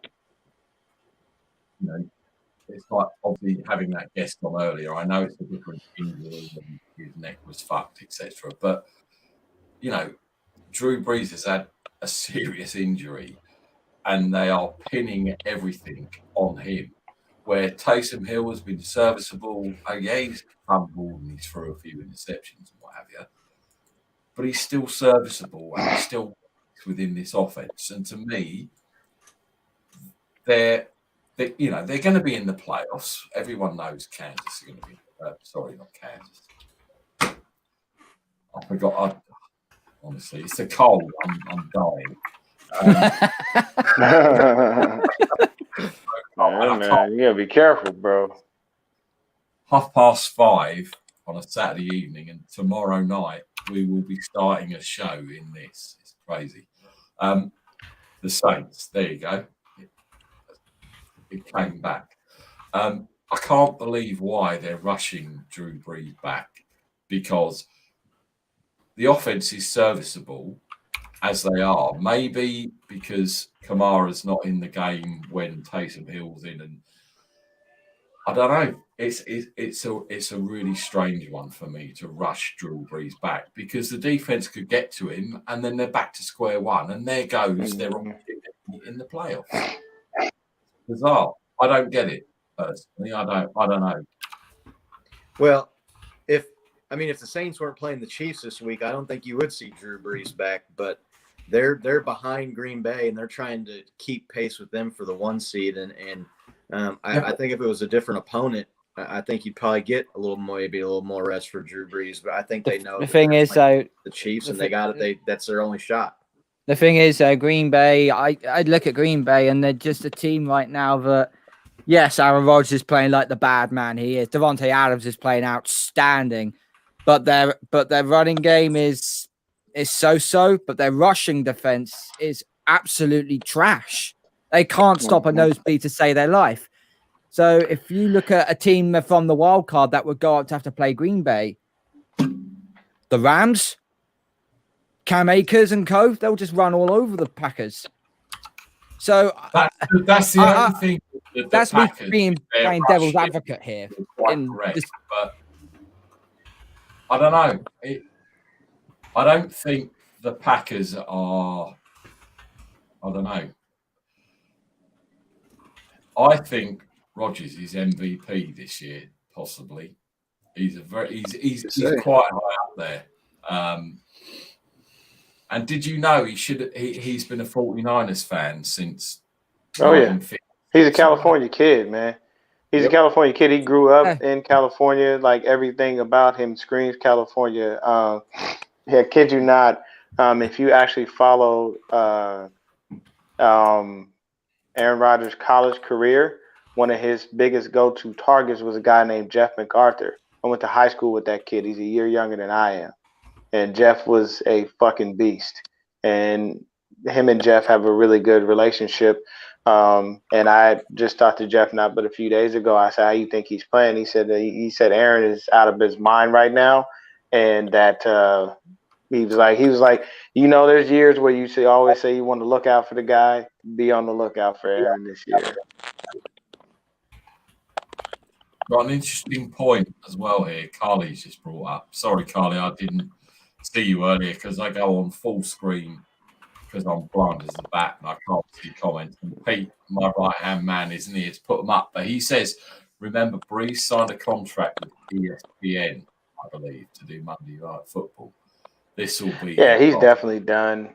Yeah, he doesn't have... He wants to go on the Swan Song. He wants to last. He would love to go out, with the Super Bowl. He really would, and it'd be nice. Can you see Brees and this team winning it? I can't see them winning the Super Bowl. The only team I can see him beating out of the AFC is probably if you made the prediction to say it's Chiefs versus Buffalo in the AFC Championship, and Buffalo end up winning.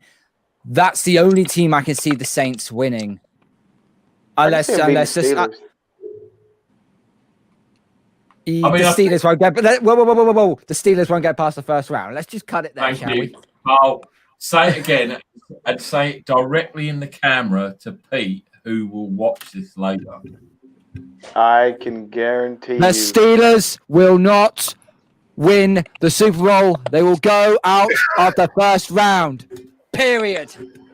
Oh, wild card knockout there, huh? You just gonna so you gonna give Mr. Rogers the damn AFC. You just handed it to him on a silver platter. I thought we were supposed to make him work for this.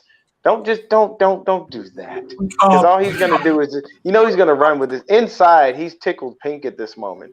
He's just sitting there. You remember? Okay, you guys. I don't know if you guys in the UK have ever seen it, but I'm 100% sure John V has seen it. I'm 100% sure Mr. Rogers has seen it. You ever seen The Grinch? How the Grinch Stole Christmas? Yes. You know that sinister smile? That's what John's doing on the inside. And his little heart is just growing and exploding right now. It's growing into a really big one. You know what, Dion? He's got a face that only his mother could love. Shots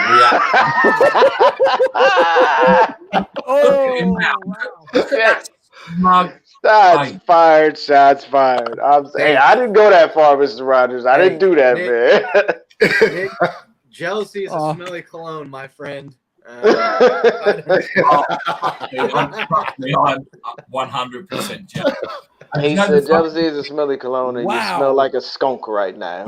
The funny thing is, and Scott can sort of attach to this, I have horrible insomnia, and you guys have seen me.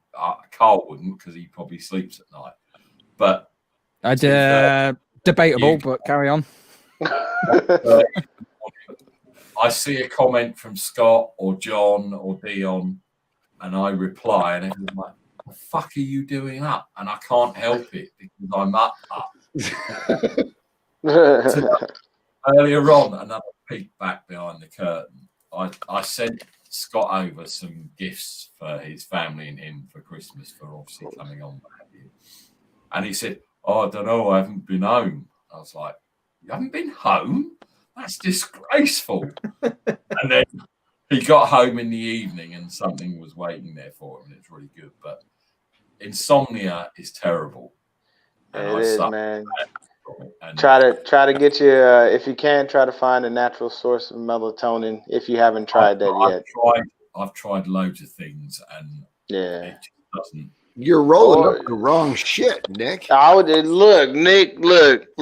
V took the words right out of my mouth, baby. You got to roll up the right stuff. I'm from California, man. I can make a phone call and get you some stuff to put straight to bed now. I mean, you should say that. When years ago, another peek back, there's so many peek backs behind this curtain. Fucking the curtain's about 15 feet long.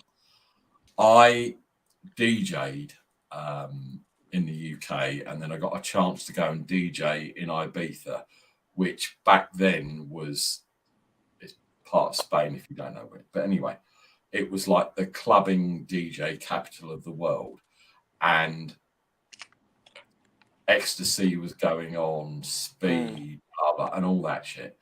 And I was really quite square because I've never, ever, ever, ever taken drugs, be it anything. Never done it because I don't know. It's just not me. I don't know.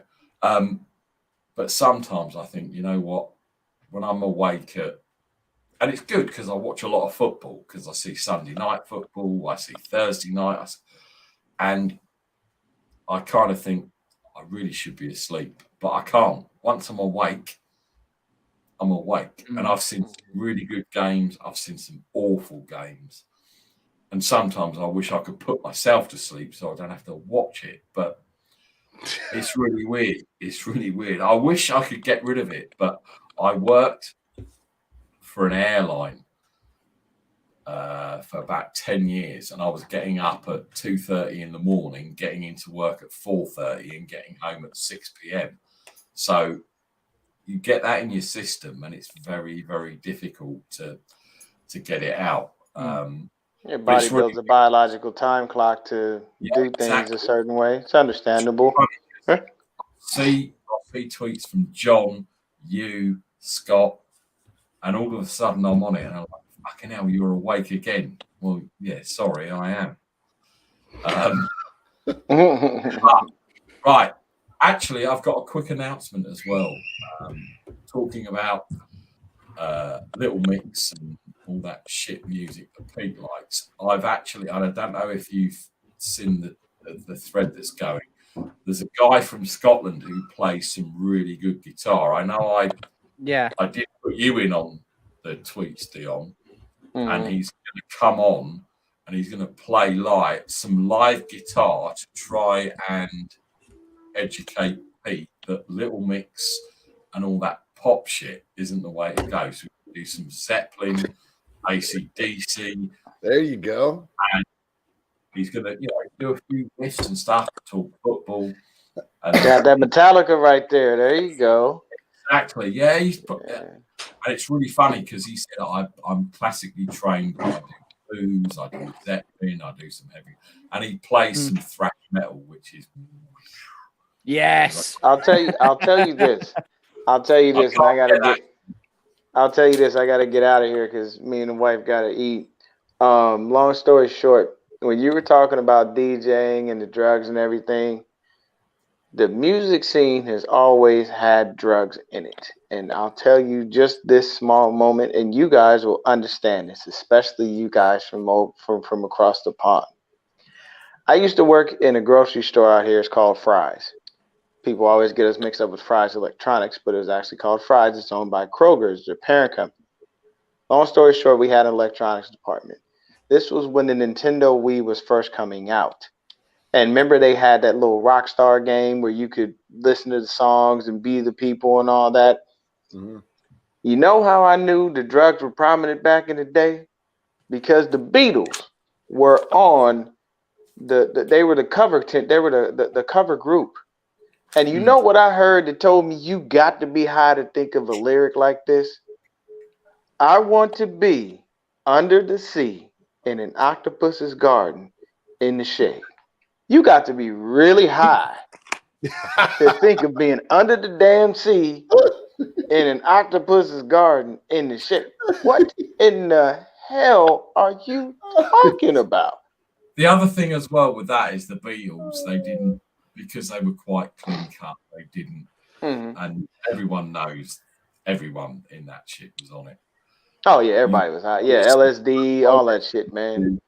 You've only got to listen to or get the visuals of Led Zeppelin. The song remains the same live at Madison Square Garden. Yeah.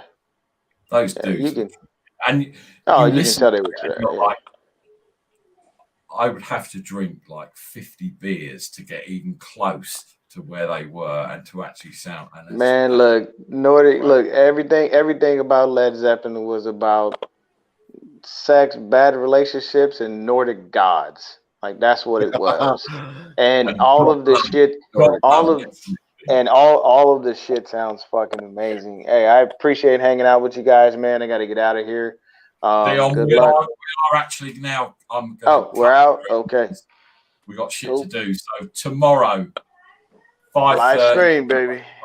I don't know what it is across the pond, but it's half an hour before the Niners game starts. We're doing a Niner. It'd be 10 in the morning for me. Hey, Dion. Dion.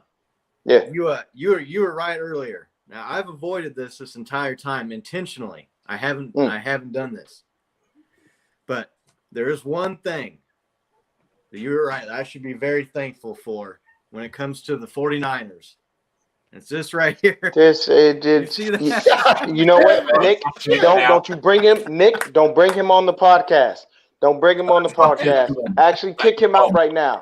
Just kick him out at this moment. Moment. Kick him out. You know what? Honestly, me and my brother laugh about this all the time. He's like, man, it is so weird that all these people think that the Chiefs are like these smug, like we got the best team, and we think, dude, our entire lives was crushing disappointment after crushing disappointment after. It took y'all 50 years to get to the top of the mountain. 50. And it is no joke. We talk about the Chiefs won the Super Bowl, and then the pandemic hit, and we're always saying we always knew the world was going to come to an end if the Chiefs ever won the damn There, man. Okay, so look, then this year don't win, okay? I need y'all to lose because I am not going through another year wearing a goddamn mask. Those shits are annoying. I wear them because I have to. I wear them because I like to be safe. But god damn it, I'd like to walk around and breathe some fresh air and be able to go into the store, get what the fuck I want without people thinking, oh my God, he sneezed. Do you have COVID? Ah. Yeah. Okay. Right, guys, let's wrap it up very, very quickly. John, Oh, shit. tomorrow evening or tomorrow morning your time. Mr. Smug, are you going to come on our live stream and be nice to the 49ers? One word answer, yes or no. We'll see. Fuck it. Yeah. He wasn't about to. Yeah, you know he wasn't gonna hold that. God damn it. You were asking him for way more than he was gonna be able to give. Because you know I wouldn't be nowhere near nice to the Chiefs. The minute I see them screw up, I I'm was talking. looking forward. I told Nick this at the beginning of the year. I was looking forward to a rematch in that Super Bowl, man. I was looking forward to it. I ain't got there's no hatred for the 49ers here at all. No, I'll give Scott Football guys got to be real kind to us for us to get anywhere near anything like that, and I don't see that happening. Okay, Carl, you know what? I'll do this really quick. Carl, my guy, do me a really big solid because you're really good with these playoffs. Tell me exactly what the scenarios will need to be tomorrow before we go, and the game starts, what it would take to even get us into the wild card, because that is all we have a shot at. Oh, shit. If you can do that research. I've got to get Carl on the program as well. Fuck yeah, because Carl, it's slim to none. It's slim to none. It's slim to freaking none. What are you, Carl? What are well, you? Put it well. All right, I'm just going to put it simple. If the Rams win and the Seahawks win, we're out. Hang on, where's the wild? Hang on, let me go. I need to go to the wild card. I think it's. Sorry, I need to go to the wild card spot. Sorry, beg your pardon. You're sitting at 5-8 right now. Carl, do me a favor. Come on tomorrow. I'll send you the link. We're going to go on live 5:30 UK and 9th, whatever it is. We are getting out of here. Today has been a brilliant show. We started off with Devlin and obviously Coach and everything. It's been brilliant. We are back tomorrow live. I am going to freeze my ass off because it's fucking freezing now. So fuck knows what I'm going to be like. Don't they sell fucking propane in fucking the UK? God damn it! Yeah, they don't sell little mini heaters and shit. You just in there dying. You can borrow this if you want. Look at that. Carl's got him a little blankie. Isn't that so adorable? You got the UPS next day air that shit to him. This has been the Shank Club NFL. Jeff, Devlin, everyone that's appeared today, it's been awesome.